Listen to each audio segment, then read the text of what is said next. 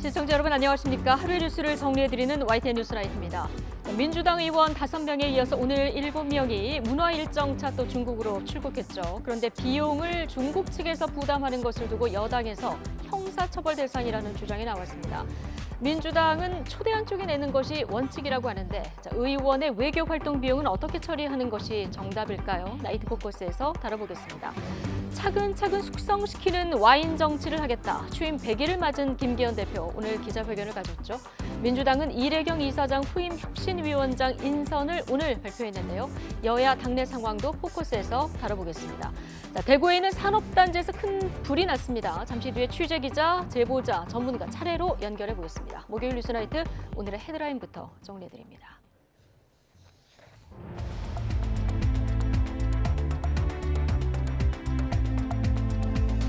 6월 15일 목요일 뉴스나이트 주요 뉴스입니다. 대구에 있는 산업단지에서 큰 불이 났습니다. 재활용 공장에서 시작된 불이 주변 공장으로 번지면서 동원령 1호가 발령돼 전국 소방 지원 인력이 집결하고 있습니다. 북한이 오늘 저녁 동해상으로 단거리 탄도미사일 2발을 발사했습니다. 지난달 31일 우주 발사체를 쏘아올린 지 보름 만으로 윤석열 대통령이 주관한 한미 화력훈련에 대한 반발로 해석되고 있습니다. 이른바 노란봉투법과 쟁점이 비슷해 관심이 집중됐던 현대차 비정규직 노동자 파업 손해배상 소송에서 대법원이 사실상 노동자의 손을 들어줬습니다.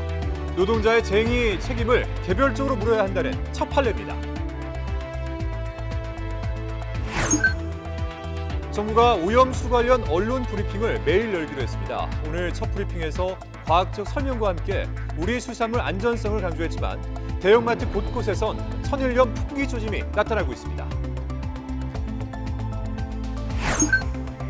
싱하이밍 대사 발언 논란이 이어지고 있는 가운데 민주당 의원들이 추가로 방중길에 올랐습니다. 민주당은 교류는 이어가야 한다고 강조했지만 국민의힘은 뇌물성 외유라고 맹공했습니다. 벼락과 돌풍을 동반한 소나기가 지나고 내일부터는 낮 기온 30도를 웃도는 불볕더위가 찾아오겠습니다. 일부 지역에는 폭염특보가 내려질 전망입니다. 네, 대구에 있는 산업단지에서 큰 불이 났습니다. 소방이 초기부터 대응 2단계를 발령하고 진화에 총력을 기울이다가 대응 수위를 3단계로 높였고 불이 주변 공장으로 확산하면서 동원령 1호를 내리고 전국 소방관을 모으기 시작했는데요. 조금 전에 큰 불길은 잡은 것 같습니다. 현장 연결해서 자세한 상황 들어보겠습니다. 이윤재 기자.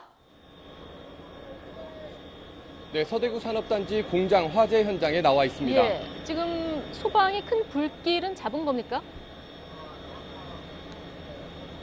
그렇습니다. 불이 시작된 건 4시간쯤 전인 오후 5시 20분쯤이었습니다. 다행히 소방당국이 조금 전인 9시 10분쯤 초진, 그러니까 큰 불길을 잡았다고 밝혔습니다. 이에 따라서 3단계였던 대응 단계도 2단계로 하향 조정했습니다. 하지만 지금 제 뒤로 보이는 것처럼 여전히 주변 공장에서 퍼진 불길이 조금씩 이어지고 있습니다. 다만 불이 주변으로 퍼지는 것은 막은 상황입니다. 불이 쉽게 꺼지지 않고 확산하면서 소방당국은 저녁 7시 34분 동원령 1호를 내렸습니다. 그러면서 부산, 울산, 또 전북 등에서 소방력이 이곳 대구로 이동했습니다. 동원령 1호는 당번 소방력의 5%를 모두 동원하는 명령입니다. 앞서 말씀드린 것처럼 불이 난 건 오후 5시 20분쯤, 정확히는 5시 24분입니다. 신고를 받고 출동한 소방은 오후 5시 31분, 또 47분에 차례로 대응 1단계, 2단계를 내렸고 2시간쯤 지난 저녁 7시 34분에는 소방동원령 1호를 발령했습니다. 또 저녁 7시 48분에는 대구소방안전본부 인력을 모두 동원하는 대응 3단계를 내렸는데요. 그만큼 불길이 거셌다는 말씀입니다. 앞서 말씀드린 것처럼 밤 9시 10분에 큰 불길을 잡았습니다. 다행히 현재까지 인명피해는 없는 것으로 확인됐습니다. 하지만 재산 피해는 상당합니다. 처음 불이 난 공장은 재활용 공장으로 확인됐습니다. 이 공장을 시작으로 주변 12개 공장으로 불이 퍼졌고 모두 7개 공장이 전소됐습니다. 불이 시작된 공장이 주로 스티로폼과 비닐류를 재활용하는 곳이라서 불이 빠르게 퍼졌고 주변의 공장은 섬유 공장이 많았던 탓에 지금도 쉽게 불이 꺼지지 않고 있습니다. 또 공장 건물이 샌드위치 패널로 만들어졌고 건물 사이 간격이 매우 좁은 탓에 불길 확산을 막기 어려웠다는 게 소방당국의 설명입니다. 지금 큰 불길을 잡았다는 소식 전해드렸는데요. 잔불까지 모두 끄려면 상당한 시간이 걸릴 것으로 소방당국은 예상하고 있습니다. 지금까지 서대구 산업단지 공장 화재 현장에서 YTN 이윤재입니다. 네. 자, 현장 상황 보고 오셨고요. 이번에는 주변에서 상황을 지켜보고 있는 제보자 한 분 연결해 보겠습니다. 자, 강주희 선생님 나와 계십니까? 네, 예. 저희에게 이제 영상을 좀 제보를 해주신 건데요. 지금 댁에 계신 겁니까?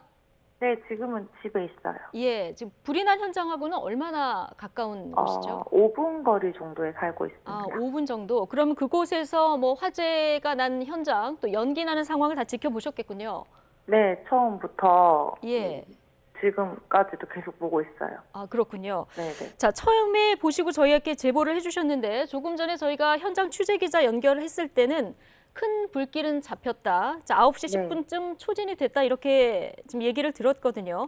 밤이라고 조금 보시기에는 어려움이 있으실 수도 있겠지만 현장에서 볼 때 연기나 이런 게 좀 준 것 같습니까? 아까보다는 심각한 단계 좀 지나 보이고, 네. 이제 뭐 소방 굴절차인가? 그걸로 이제 뭐 자동물 계속 뿌리면서 화재 진압하는 게 보이고 있고, 그래도 예. 아직 연기는 보이고 있거든요, 하늘에서. 아, 그렇군요. 지금 소방차들은 얼마나 동원이 된 것 같습니까? 그냥 대구에 있는 소방차들은 다 본 것 같은데요. 네. 그렇군요. 굉장히 많은 규모의 소방차가 지금 동원이 된 상황이고요.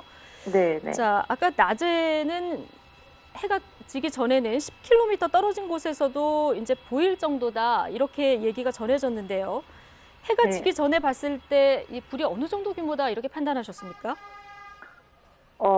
그냥 계속 펑펑 터진 소리 나고, 그냥 화염도 눈에 보일 정도 너무 심했고, 네. 하늘을 좀 뒤덮을 정도로 검은 연기가 계속 올라왔고, 불씨까지 좀 날리면서, 네, 좀 공포스러웠습니다. 아, 겁도 좀 나셨을 것 같은데요. 네네. 공단 인근에도 또 아파트 단지들이 좀 있습니까? 그 주변에는 아파트 단지들은 없고, 거의 주택들이 조금 있는 편이고, 아, 주택이 좀 있고요. 예. 네, 그 주변 시설들은 좀 섬유공단들이 밀접해 있습니다. 아, 그렇군요. 그러니까 화재가 난 공장 가까운 곳에 아파트는 아니지만 주택들이 좀 있고 섬유 공장 쪽에 좀 가까이 있다. 네네, 예. 맞습니다. 그걸 바라보시는 주민들 그래서 걱정이 좀 더 크셨을 것 같은데 자잘한 폭발음도 들렸다. 자, 이런 얘기도 있었거든요. 목격담도 있었는데 혹시 폭발음도 좀 들으셨습니까? 그 현장에서 보면 네. 계속 검은 연기가 올라오면서 예. 펑펑거리고 뭔가 무너지는 그런 소리들이 계속 아, 났거든요. 예. 지금 불이 난 곳 공장을 보면은 재활용 공장에서 화재가 시작됐다고 하고요. 지금 말씀하신 네네. 대로 섬유 공장으로도 좀 번졌기 때문에 좀 매캐한 냄새도 좀 심했을 것 같은데요. 네, 냄새도 조금 많이 쾌쾌하게 많이 올라왔었고, 조금 예. 가까이 이제 좀 보시는 주민분들도 콜록콜록거리면서 아, 큰일 났다고 얘기하시면서 보시더라고요. 네. 그랬군요. 지금 일단 큰 불은 잡혔다 이런 소식이 들려서 그나마 좀 다행인 것 같은데요. 네. 자, 그래도 이제 계속 조심을 하셔야 되는데 그 지역에 좀 오래 사셨습니까? 네, 한 3년 정도 살았습니다. 아, 그래요. 그럼 이 화재가 난 공장 그 규모라던가 공장이 어떻게 그 구성이 되어 있는지 좀 설명을 해 주실 수 있을까요? 어떻게 구성이 되어 있는지는 잘 모르겠고, 예. 그쪽에 지나가면은 이제 위험물이라든지 네. 기름통 그런 것들도 좀 보였었거든요. 기름통 이런 것들도 보였고. 네, 기름이랑 그 위험물들 예. 같은 거 이제 좀 보였었고, 그 예. 주변이 좀 커가지고 안쪽은 못 봤고 그냥 지나가면서는 어떤 곳이구나 이렇게 보면서 지나가긴 했었거든요. 아, 좀 소규모 업체들이 좀 많이 밀집되어 있는 이런 곳인가요? 네네네. 아, 그렇군요. 네. 자, 소방관들도 그렇다면은 좀 불을 끄기 굉장히 좀 어려운 상황이었을 수도 있을 것 같은데 안내 문자는 혹시 언제 받으셨습니까? 제가 5시 한 30분쯤에 처음 불길을 좀 받고, 네. 대피 안내 같은 문자는 없었고요. 5시 54분쯤에 외출 자제해달라는 문자가 왔었고, 5시 24분이요? 5시 54분. 54분, 예. 네, 그리고 7시 50분쯤에 이제 아직 불길이 덜 잡혀가지고 네. 그때 다량의 매연이 발생 중이다. 창문을 닫고 외출을 자제해달라는 문자를 아. 받았습니다. 아, 그렇군요. 외출을 자제해달라 이런 안내 문자까지는 받으신 거고요. 네, 네. 최초 신고가 5시 24분이었고 5시 54분쯤에 이런 문자를 받으셨다 얘기해 주셨는데요. 네. 자, 저희 지금 뭐 불을 끄고 있는 상황이긴 하지만 안전에 특히 좀 유의를 하시고요. 지켜보시는 입장에서도요. 자, 놀라셨을 텐데 저희에게 좀 제보 영상 주신 것도 감사드립니다. 네, 감사합니다. 네, 강주희 선생님이었습니다. 고맙습니다. 자, 조금 전에 또 소방당국이 1차 브리핑을 하고 사고 개요를 설명했는데요. 자, 이 얘기 직접 들어보겠습니다. 1시 23년 6월 15일 17시 24분에 최초 신고 접수가 되었고 그 선착대 이연대가 0.5km에서 최초 4분 만에 현장에 도착하였습니다. 그 장소는 서구 국채보상로 20길 인근입니다. 그 원인은 현재 조사 중이며 건물 구조가 전체 그 샌드위치 판넬 공장동으로 지금 파악되고 있습니다. 그 화재 개요는 17시 24분 서구 중리동 공장에서 검은 연기 발생으로 최초 신고가 접수되어 현재 방수 진화 중에 있습니다. 그 최초 신고 접수자는 사무동에서 퇴근 준비 중 연기를 보고 119에 신고하였다고 합니다. 그 피해 사항은 현재 인명 피해는 파악되지 않고 있고 현재 없는 것으로 사료됩니다. 그리고 그 재산 피해는 지금 조사 중에 있습니다. 그 지금 현재 그 재산 피해는 공장 13개 동, 그 전소가 7개 되었고 지금 6개 동이 반소 및 부분소로 지금 연소 확대 중에 있으며 최선을 다해 방어하고 있습니다. 화재 공장 현황입니다. 그 지금 여기에 전자로 표시가 된 곳은 전소가 된 상황이고 주변으로 지금 부분소 되어 지금 연소되고 있는 상황으로 지금 최선을 다해 방어하고 있는 상황입니다. 이상입니다. 그 피해에 대한 것은 저희들이 조사를 해봐야 알겠지만 실제 공장이 밀접한 동이고 샌드위치 판넬 자체가 실제로 좀 따닥따닥 붙어 있는 공장입니다. 지금 보시면은 공장이 너무 밀집되는 관계로 좀 진화에 좀 어려움이 있습니다. 그거 좀 이해해 주시면 감사하겠습니다. 네, 맞습니다. 지금 공장이 섬유 공장이고 그리고 목재 가공 공장들이 많아서 지금 좀 연소가 좀 많이 확대가 되는 것입니다.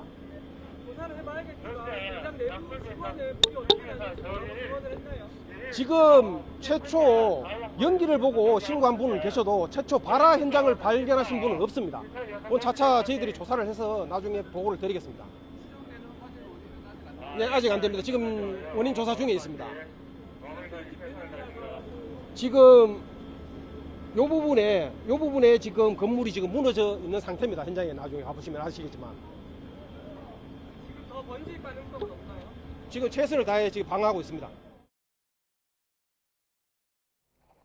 네. 자, 소방당국의 브리핑 듣고 오셨고요. 이번 화재 관련해서 이번에는 전문가와 내용 자세히 짚어보도록 하겠습니다. 공화성 우석대 소방방재학과 교수 연결되어 있습니다. 자, 교수님 나와 계십니까? 네, 공화성입니다. 예.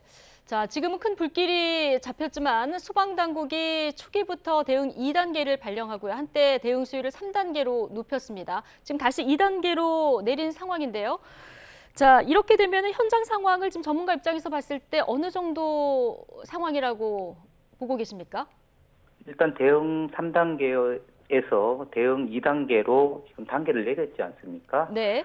그 정도라면 일단 주불은 일단은 잡았다 이렇게 네. 판단할 수가 있겠습니다. 아, 주불은 그래서, 일단 잡았다. 예. 네, 그래서 진화를 조기할 가능성이 높아졌다 이렇게 볼 수가 있겠습니다. 그렇군요. 7시 34분을 기점으로 소방 동원령 1호가 발령이 됐는데요. 그 동원령 1호가 발령되면은 어느 정도 화재 규모라고 보면 되나요? 일단은 대구 소방본부 자체에서 불을 끌 수 없는 대규모 화재라고 볼 수 있습니다. 그렇기 때문에 뭐 인근 경북 소방본부라든지 뭐 부산이라든지 울산 소방본부에서 인력을 추가로 5% 정도 요청을 하는 그런 상황입니다. 아, 예.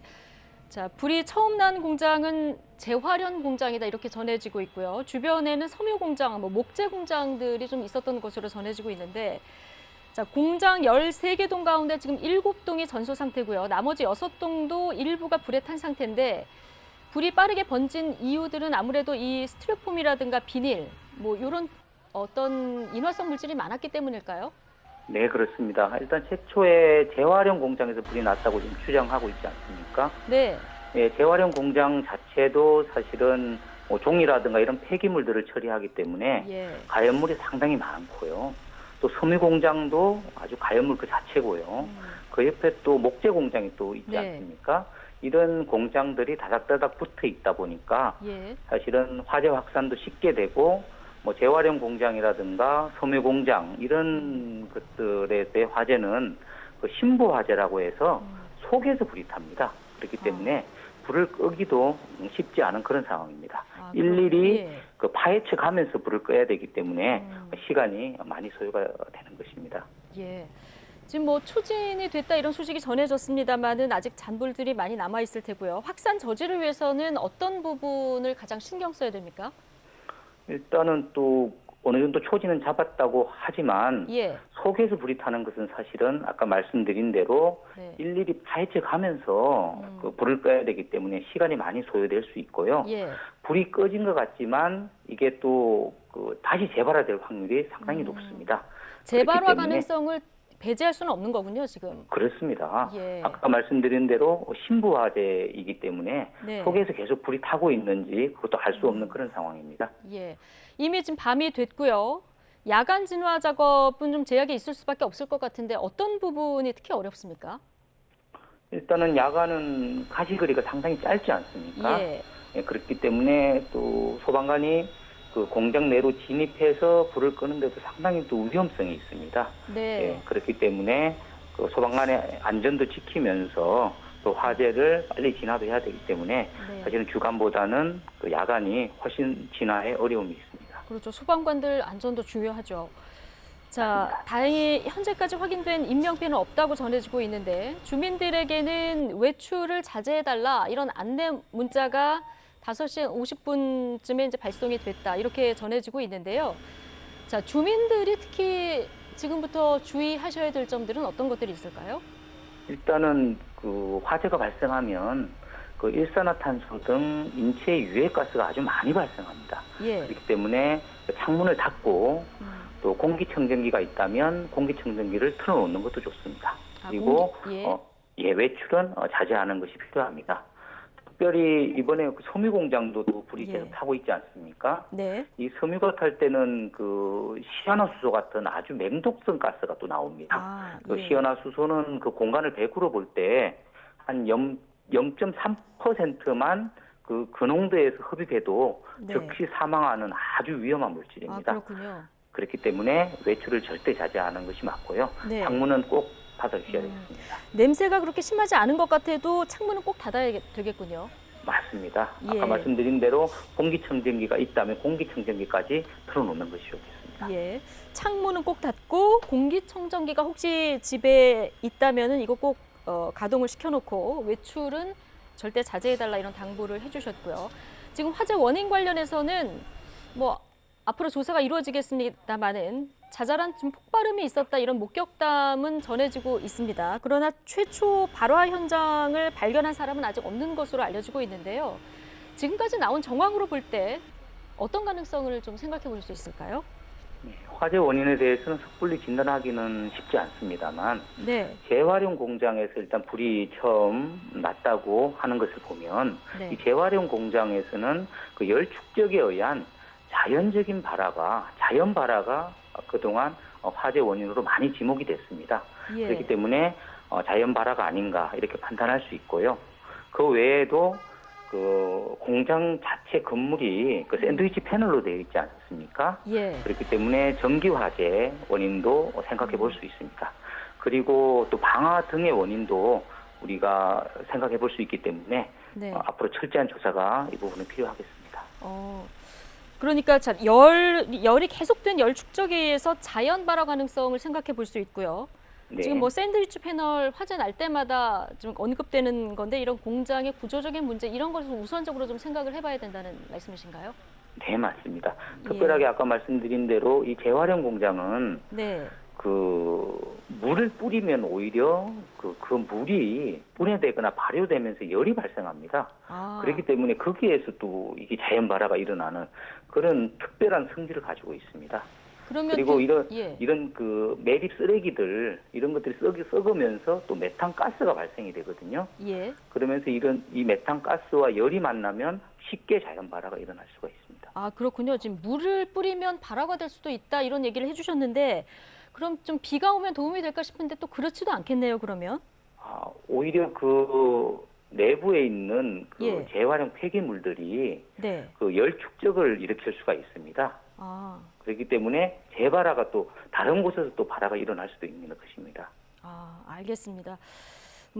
이제 진화 후에 본격적인 이제 조사를 해보면 원인은 파악할 수 있겠고요. 일단은 지금 초진이 된 상태에서 재발화 없이 잔불까지 다 진화가 되는 것을 1차 목표로 해야 되겠죠. 자, 일단 교수님 말씀해 주신 대로 주민 여러분들께서는 창문을 꼭 닫으시고요. 공기청정기가 있으시면 돌리시고 외출은 꼭 자제해달라는 당부 말씀이 있었습니다. 자, 교수님 오늘 여러 가지 도움 말씀 고맙습니다. 네. 네, 지금까지 공화성 교수였습니다.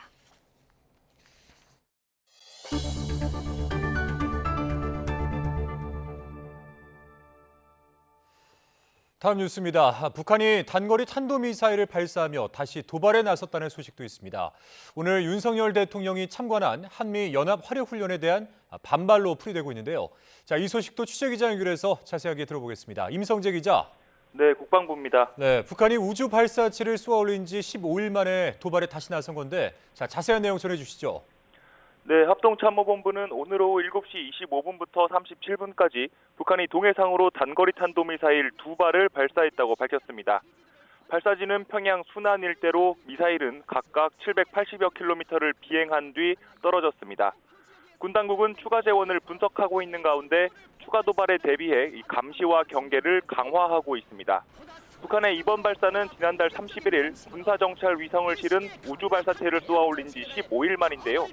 지난 4월 신형 고체 연료 대륙간 탄도미사일 화성 18형 시험 발사를 기준으론 63일 만에 다시 도발을 감행했습니다.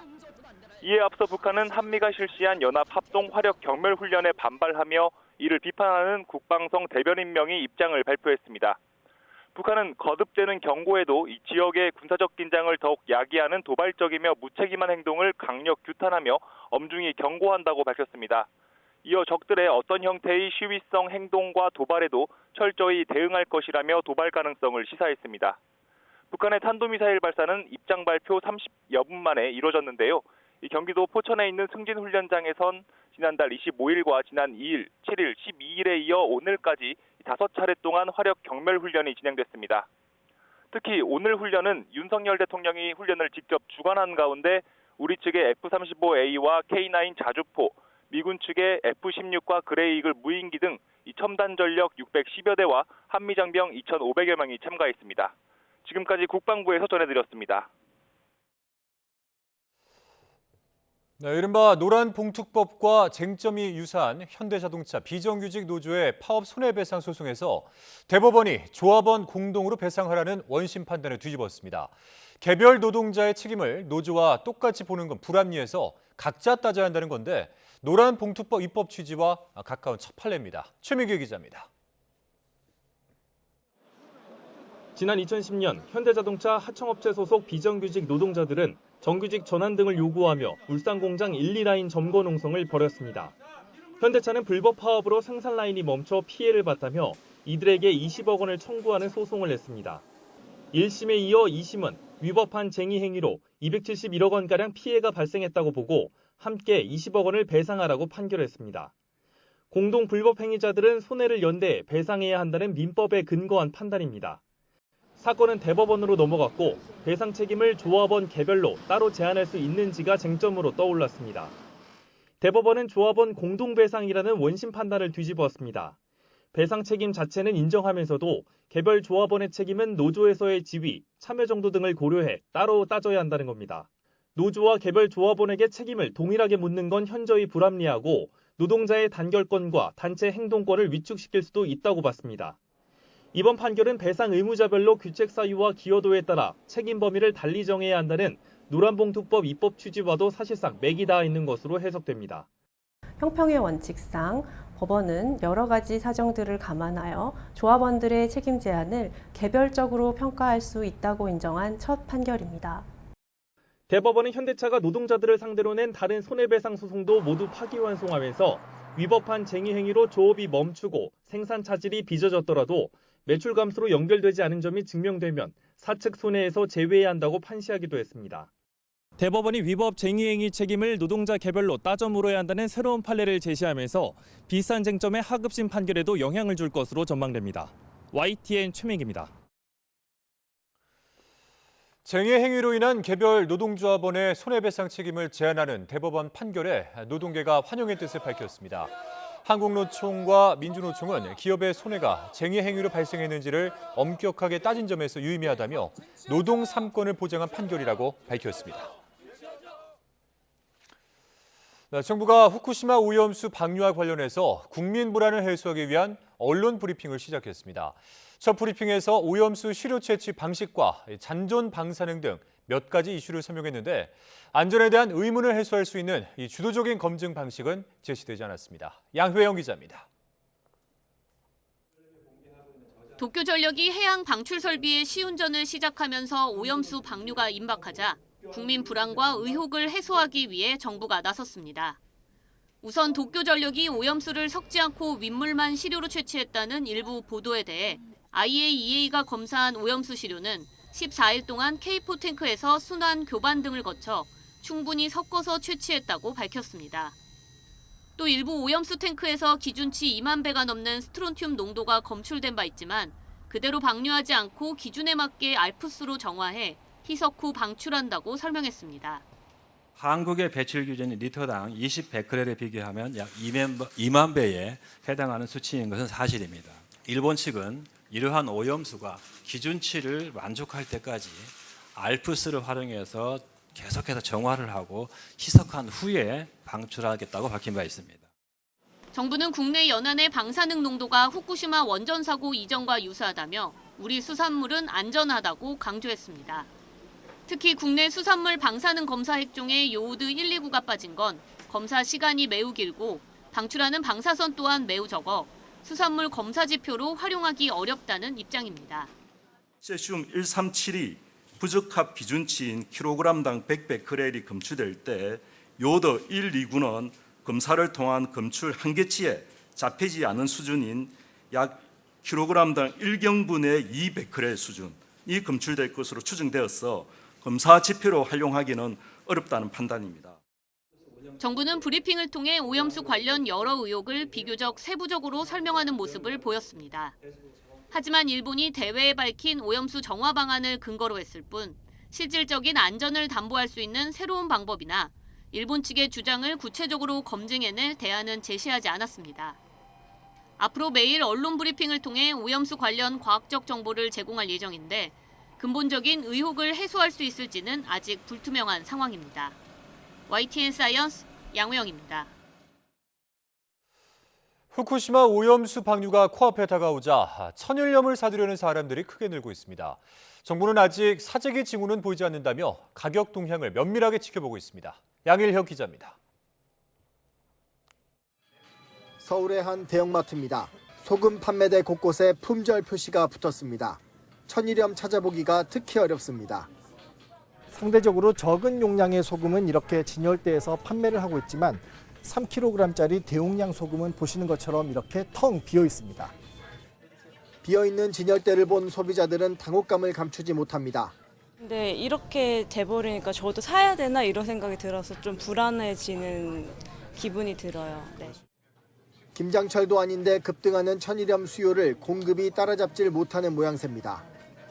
대형마트의 소금 판매량은 1년 전 같은 기간과 비교하면 적게는 30%, 많게는 165% 급증했습니다. 온라인 쇼핑몰도 사정은 비슷합니다. 11번가는 최근 일주일 사이 천일염 매출이 지난해 같은 기간 대비 14배가 늘었고 같은 기간 쓱닷컴에선 천일염을 포함한 소금 카테고리 매출이 6배, 지마켓은 3.8배 가까이 증가했습니다. 소금 판매가 최근 갑자기 늘어난 현상에 대해 한 업계 관계자는 후쿠시마 오염수 방류로 소비자들 사이에 생겨난 불안감을 원인으로 분석했습니다. 이런 흐름에 대해 정부는 가공업계나 유통업계 차원에서 천일염 사재기 징후는 아직 없다고 선을 그었습니다. 개인 직거래 물량이 최고 5배까지 늘긴 했지만 천일염 수급과 산지 가격에 영향을 미칠 정도는 아니라고 판단했습니다. 현재 가격 동향을 면밀하게 지켜보면서 거래량과 가격이 그래도 지속적으로 오른다면 정부 수매 후에 할인하여 방출하는 방법에 대해서도 천일염에 대한 국민의 불안이 커지자 정부는 현재 10곳인 방사능 검사 염전을 연말까지 150곳까지 확대하고 자발적으로 시행 중인 천일염 이력제를 의무화하기로 했습니다. YTN 양일혁입니다. 네, 하필 이런 때 중국을 방문하느냐는 비판에 휩싸인 민주당 의원들. 이런 와중일수록 대화를 해야 한다고 맞받아쳤습니다. 중국 외교부도 어려울 때일수록 소통을 강화해야 한다고 목소리를 냈는데요. 베이징에서 강정규 특파원이 전해드립니다. 3박 4일 일정으로 베이징을 찾은 민주당 의원들이 출국 직전 특파원단과 간담회를 자청했습니다. 싱하이밍 주한 중국 대사의 내정 간섭 논란 속에 방중한 이유에 대해선 먼저 이렇게 말했습니다. 이런 와중에 방중? 이런 와중이기 때문에 더 방중해서 더 많이 만나고 더 대화하고 더 소통해야 됩니다. 이어 방중 기간 중국 측에 할 말은 했다고 강조했습니다. 싱 대사의 이번 설화와 함께 과거 중국의 사드 과잉 대응도 비판했다는 겁니다. 또 중국인의 한국 단체 관광 허용을 요구하고 긍정적인 대답을 들었다며 성과로 제시했습니다.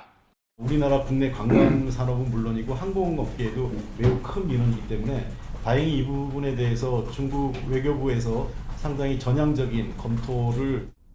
방중단은 중국도 양국 관계가 더 나빠지는 걸 원하지 않는다고 전했습니다. 중국이 한국의 착한 상응 조치를 기다리고 있다는 말도 덧붙였습니다. 서울에서 열릴 차례인 한중일 정상회의 재개에 대한 기대도 아주 컸다고 강조했습니다. 중국 외교부도 확전을 자제하며 방중 의원단과 같은 말을 했습니다. 越是在双边关系面临困难的时候，两国政府和各界人士越要加强沟通。 논란 속에 민주당 의원 7명이 추가로 중국을 찾았습니다. 원래 국민의힘 의원 2명도 함께 초청을 받았지만 다른 일정 등을 이유로 결국 불참했습니다. 베이징에서 YTN 강정규입니다. 국민의힘 김기현 대표는 민주당 의원들의 중국 방문에 대해서 뇌물성 외유이자 중국의 돈을 받고 나라를 팔아먹는 일이라고 비판했습니다. 그러면서 비용이 얼마이고 왜 중국이 부담하는지 해명을 요구했는데요. 직접 들어보시겠습니다. 이건 뇌물 외유가 아닐 수 없습니다. 중국 외유 한번 하려고 중국 돈을 받고 나라 팔아먹는 짓이 아니라고 할 수 있겠습니까? 민주당은 그 비용이 얼마인지, 비용을 왜 중국이 부담하는지, 왜 이런 뇌물성 비용 부담을 지원받는 것인지 여부를 밝혀주시기 바랍니다. 이 사건은 외교 참사를 넘어 형사처벌 대상이 될 수 있음을 분명히 경고합니다. 5개 종목이 한꺼번에 하한가로 급락한 것과 관련해서 금융당국이 조사에 속도를 내고 있습니다. 자, 오래전부터 주시해왔다고 했는데 우선 이번 사태에 연루된 의혹을 받는 투자카페 운영자를 출국 금지시켰습니다. 이형원 기자입니다. 방림과 동일산업 등 5개 종목이 잇따라 하한가로 급락하자 금융당국은 같은 날 바로 거래 정지를 결정했습니다. 금융감독원은 이번 사태 이전부터 해당 종목을 주시해왔던 터라 발빠르게 대처할 수 있었다고 강조했습니다. 2달 전 주가 폭락 사태 때는 하한가가 장기간 이어져 피해가 컸지만 이번에는 신속하게 움직여 피해를 최소화할 수 있었다는 겁니다. 해당 종목과 해당 사안은 저희가 꽤 오래전부터 챙겨왔던 건이고 특이 동향 또는 그 원인 내지는 관련자 등에 대해서 저희가 어느 정도 사실관계를 파악하고 있었습니다. 오래전부터 이상 징후를 파악해 이미 검찰과 합동 수사를 진행해온 만큼 결과도 빠르게 낼 것으로 자신했습니다. 우선 검찰은 이번 사태에 연루된 의심을 받는 인터넷 투자 카페 운영자 강모 씨를 출국 금지했습니다. 강 씨는 해당 카페에서 하한가 사태를 기록한 종목에 대한 분석글을 여러 차례 올렸습니다. 이 카페에서는 문제된 종목에 대한 매수 추천까지 이뤄져 주가 조작 의혹이 커진 상태입니다. 이에 대해 강 씨는 본인도 이번 사태로 깡통 계좌가 됐다며 자신을 둘러싼 의혹을 부인했습니다. 하한가 사태는 증권사의 반대 매매 때문에 생긴 거라며 주가 조작 세력이 있는 게 아니라고 반박했습니다. 하한가를 기록한 상장사들도 공시를 통해 관련 의혹을 부인했습니다. 회사 자체에 문제가 있는 부분은 아니라서 거래 재개될 거라고 생각하고 이제 기다리고 있습니다. 금융당국은 검찰과 공조해 관련 수사에 속도를 내고 혐의 적발 때는 무관용 원칙에 따라 처리할 방침입니다. YTN 이영훈입니다. 최근 5개 종목 주가가 무더기로 폭락한 사태와 관련해서 검찰이 주식거래 인터넷 카페 운영자에 대한 강제 수사에 나섰습니다.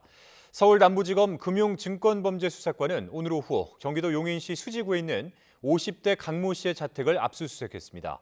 강 씨는 동일산업과 동일금속, 만호제강, 대한방직, 박림 등 5개 종목의 주가가 어제 하한가로 동반 폭락한 배경에 깊이 연루됐다는 의혹을 받고 있습니다.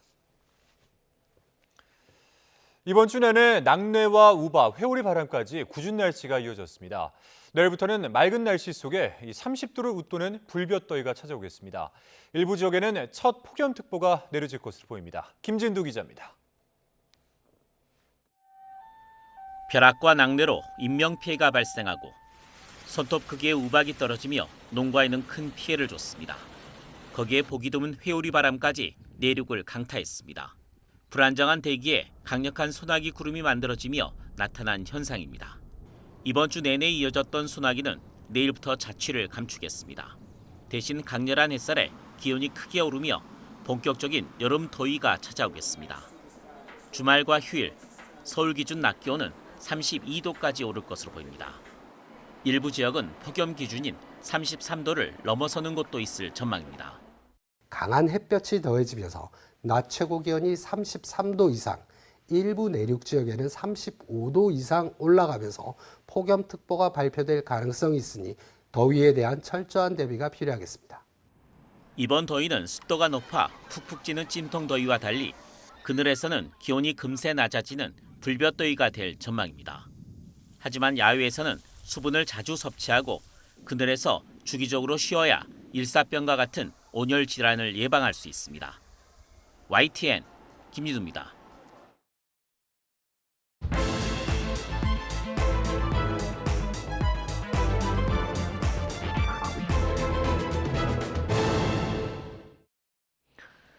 정치권 관심 뉴스들 진단해보는 나이트 포커스. 오늘은 김근식 전 국민의힘 비전전략실장 그리고 김준일 뉴스톱 수석 에디터 두 분 모셨습니다. 어서 오십시오. 안녕하세요. 안녕하십니까. 자, 싱하이밍 주한 중국 대사의 발언 이후 한중 갈등이 좀 커진 상황인데요. 경제 일정 때문에 중국에 갔던 민주당 의원들 아마 오늘 밤에 들어온다고 했으니까 곧 들어올 것 같고요. 그리고 오늘 7명이 문화 일정으로 다시 또 중국을 찾았습니다. 여당은 중국 갈라치기에 민주당이 좀 편승한 것 아니냐 이런 주장을 하고 있고요. 민주당에서는 오늘 특히 박정 의원 출국하면서 대사 발언이 굉장히 부적절한 건 맞는데 이럴 때일수록 외교 활동을 더 적극적으로 해야 된다 이런 주장을 했거든요. 어떻게 보십니까? 저는 또 양쪽 다 일리 있을 수 있다고 봅니다. 그러니까 의원 외교는 사실은 초당적 외교를 하는 곳이기 때문에 그 정부 차원에서 그리고 이제 그 국가 간에 할 수 없는 좀 부족한 부분들을 반관 반민 아니겠습니까? 사실은 1.5트랙이기 때문에 이런 의원들이 여야 합동으로 같이 가서 좀 막힌 문제를 좀 풀어주고 의견을 교환하면서 좀 부드러운 분위기를 만들 수 있는 장점이 있을 것 같아요. 그래서 아까 화면에 나온 것처럼 지금 1차 가 있는 지금 이른바 경제 교류로 갔던 그분들은 이제 오늘 들어오신다는 분들은 가서 나름대로 의미 있는 일을 했다고 지금 이야기하지 않습니까? 네. 관광 사업 풀어라, 한한령 풀어라, 그다음에 한중일 정상회담에 대한 분위기도 이야기를 하고 있고 한중 관계 그래도 흔들려서는 안 된다. 그리고 싱하이밍 대사 발언이 부적절했다 이런 이야기도 했다는 거기 때문에 나름대로 긍정적인 민간 외교 국회의원으로서의 의원 외교를 했다고 볼 수가 있는데 저는 오늘 가는 분들은 조금 차원은 다르다고 생각해요. 왜냐하면 오늘 가는 분들은 이게 지금 싱하이밍 대사 이후에 한중 관계에 중국의 어떤 노골적인 무례한 태도 이 부분에 대해서 국민적인 분노가 지금 한참 들끓고 있는 상황에서 그걸 알고 있으면서도 지금 굳이 가는 거거든요. 일정을 좀 뒤로 미루거나 조금 잠잠해진 다음에 할 수도 있는 부분이라는 생각이 들고요. 두 번째로는 지금 김태년 아까 의원들 일행이 갔던 건 민주당 내에서도 민간 무슨 특위에서 갔기 때문에 한중 간의 경제적 문제를 풀어보는 관점으로 갔습니다만 이번에 가는 분들은 티베트의 박람회를 구경하러 가는 겁니다. 티베트 하면 중국에서 굉장히 민감한 국제사회 이슈가 돼 있고 그 티베트의 박람회 초청으로 갔기 때문에 사실은 공짜로 가는 거거든요. 그러면 티베트 가서 사실 둘러리가 될 가능성이 있으면서 국제적 이슈인 티베트 인권 탄압에 대해서 둘러리가 될 가능성이 하나 우려가 있고요. 그러한 티베트의 박람회를 가기 위한 관광차 가는 일정이라고 한다면 지금 한중 관계의 경제적인 문제를 해결하려고 하는 지금 기존에 있었던 그 방중단과 조금 성격이 다르다는 말씀을 드리고요. 오늘 출국한 7명의 문화교류거든요. 이거는 문화 관광교류이기 때문에 그런 측면에 조금 우려가 있고 두 번째는 갈 거면은 좀 시일을 늦추거나 아니면 국민의힘 소속과 같이 갔어야 된다고 생각합니다. 국민의힘과 같이 가서 여야 협동으로 가야 중국에 가서 할 말들을 하고 당당하게 문제를 좀 푸는 데 효과가 있을 텐데 그렇지 않고 가는 것이어서 제가 볼 때 좀 부적절한 타이밍에 부적절한 그 일정으로 가는 게 아닌가 싶습니다. 민주당 내에서도 좀 시기적으로는 아쉽다 이런 지적이 나오는데 또 반면에 국민의힘 윤상현 의원 같은 경우는 의원 외교 필요하다, 우리도 갔어야 한다 이런 얘기를 했거든요. 김준일 에디터는 어떻게 보십니까? 그러니까 좀 구분해서 봤으면 좋겠어요. 그러니까 이 예를 한번 들어볼게요. 순천만 국제정원 박람회가 한국에 열렸어요. 그래가지고 중국 의원들 초청했습니다. 근데 그럼 중국 의원들이 안 오면은 뭐 한중 관계 나빠져가지고 안 오면 괜찮나요? 박람회가 지금 티베트 관광문화국제 박람회가 16일부터 18일까지 열린다라는 거예요. 그때 가야죠. 그러면은 그 박람회 보려면은 이거를 뭐 김은식 교수님은 좀 부정적으로 보셨는데 아니 거기에 박람회 열려서 거기에 가는 게 그게 문제인가요? 그러니까 뭐 마찬가지입니다. 그러니까 이게 사이가 안 좋을 수도 있어요. 사이가 안 좋을 수도 있는데 그거는 그거고 이거는 이거죠. 예를 들면은 이런 겁니다. 일본하고 우리가 한참 문재인 정부 때 안 좋았잖아요. 그러면 일본하고의 외교, 뭐냐면 문화교류 이런 거 다 안 해야 되나요? 그러니까 그때 가장 앞장서서 국민의힘에서 막 비판했잖아요. 그거는 그거고 이거는 이거지. 그러니까 거기 간다고 토착외구라고 비판받으면 안 되는 거로 마찬가지로 지금 중국하고 관계 안 좋다고 해도 정해진 일정이 있으면 가는 거고 박람회 같은 거는 있는 거고 거기에서 가가지고 예를 들면은 국익을 손상시키려면 뭐 이런 발언을 했다. 그러면 그거를 비판을 해야지. 이거를 가는 것조차 뭐 이런 것까지 비판을 하기 시작하면은 외교가 다 얼어붙습니다. 그러니까 이런 식으로 뭐 지금 뭐 국내 정치도 있으니까 뭐 비판도 할 수 있는데 좀 선을 넘으면 안 된다. 이런 비판도 좀 적당히 좀 했으면 좋겠습니다. 분리 대응해야 된다 이런 말씀이신데. 저는 근데 이제 이 타이밍으로 이번 게 좀 옳지 않다고 부적절하다고 보는 게 비슷한 이유로 이제 중국에 의해서 갈라치기 당할 우려가 있는 타이밍이라는 거죠. 계속 이야기 나왔습니다만 지난 4월에 윤석열 대통령이 미국을 방문했을 때 한미 정상회담차 국빈 방문했을 때 중국에서 그 전달에 그러니까 이미 2월 달, 3월 달쯤에 우리 김준표 국회의장을 초청을 했습니다. 그래서 대충 그 방중 일정을 4월 달로 조율하고 있었어요. 그러나 이제 김준표 의장은 고민 끝에 4월 달로 방중 일정을 잡으면 윤석열 대통령의 한미 정상회담 방미에 대해서 상당히 혼선을 가져올 수 있고 중국의 어떤 의미에서 좀 이용당할 수 있다는 사실 우려 속에서 고심 끝에 포기한 것으로 알려져 있습니다. 이제 그런 정도의 고민을 했어야 된다는 이야기죠. 그러니까 지금 오늘 들어오는 저는 그 민주당의 민생경제 특위가 했던 것과는 좀 차원이 다르다 생각해요. 티베트에서 하는 국제 박람회 우리 한국 의원들이 굳이 이 시기에 갈 이유가 뭐가 있습니까? 티베트 박람회 가서 무엇을 하겠다는 것인지 저는 그런 의미에서는 타이밍상 좋지 않고 그다음에 이재명 대표나 민주당에서 이번 싱하이밍 대사의 부적절한 무례한 발언에 대해서 확실하게 사과를 하거나 문제의 재발 방지를 하고 나서 국민의힘 의원들과 같이 함께 가면서 한중 관계를 다시 의원회계 차원에서 풀어낼 수 있는 그런 노력을 했으면 좀 좋았을 거라는 생각이 드는 거죠. 시기를 좀 조절했으면 어땠겠느냐는 의견이신데 자, 여당은 중국 방문 비용을 중국 정부가 부담하기로 한 사실에 지금 초점을 맞추는 모습입니다. 김기현 대표는 외교 참사를 넘어서 형사처벌이 될 수도 있는 사안이다 이렇게 얘기를 했는데요. 관련한 여야 의원 발언 듣고 오시겠습니다. 우리 국회에 그 의원 외교 예산이 있습니다. 그게 상임위별로 아니면은 그 연구단체별로 배정이 됩니다. 이 시기에 중국 우리를 막 그렇게 하대하고 무시하고 이렇게 모멸감을 주는 저런 나라 돈 받아가면서 가서 만나야 되나? 그쪽 비용으로 가서 하면서 그 사람들한테 우리 민심을 제대로 전달해서 쓴소리 할 수 있을까? 죄송하지만 좀 국회의원이 되고 나서 한 번도 외유를 한 적이 없어서 비용 처리에 대해서는 정확한 정보는 없습니다만 초대를 받은 경우에는 초대한 쪽이 내는 것이 원칙이고 국회가 의원 외교 차원에서 자체적으로 기획을 해가지고 여러 가지 타진을 한 뒤에 일정을 잡고 가는 경우에는 저희가 부담하는 것이 맞다라고 얘기를 들었습니다. 박주민 의원은 한 번도 외유를 안 했다 지금 이런 얘기도 들어봤는데요. 여당은 일단 우리 외교 예산이 따로 있는데 지금 이렇게 민감한 시기에 중국 돈으로 방문을 하는 게 맞느냐, 그래서 뇌물성이다 이런 주장인 거고요.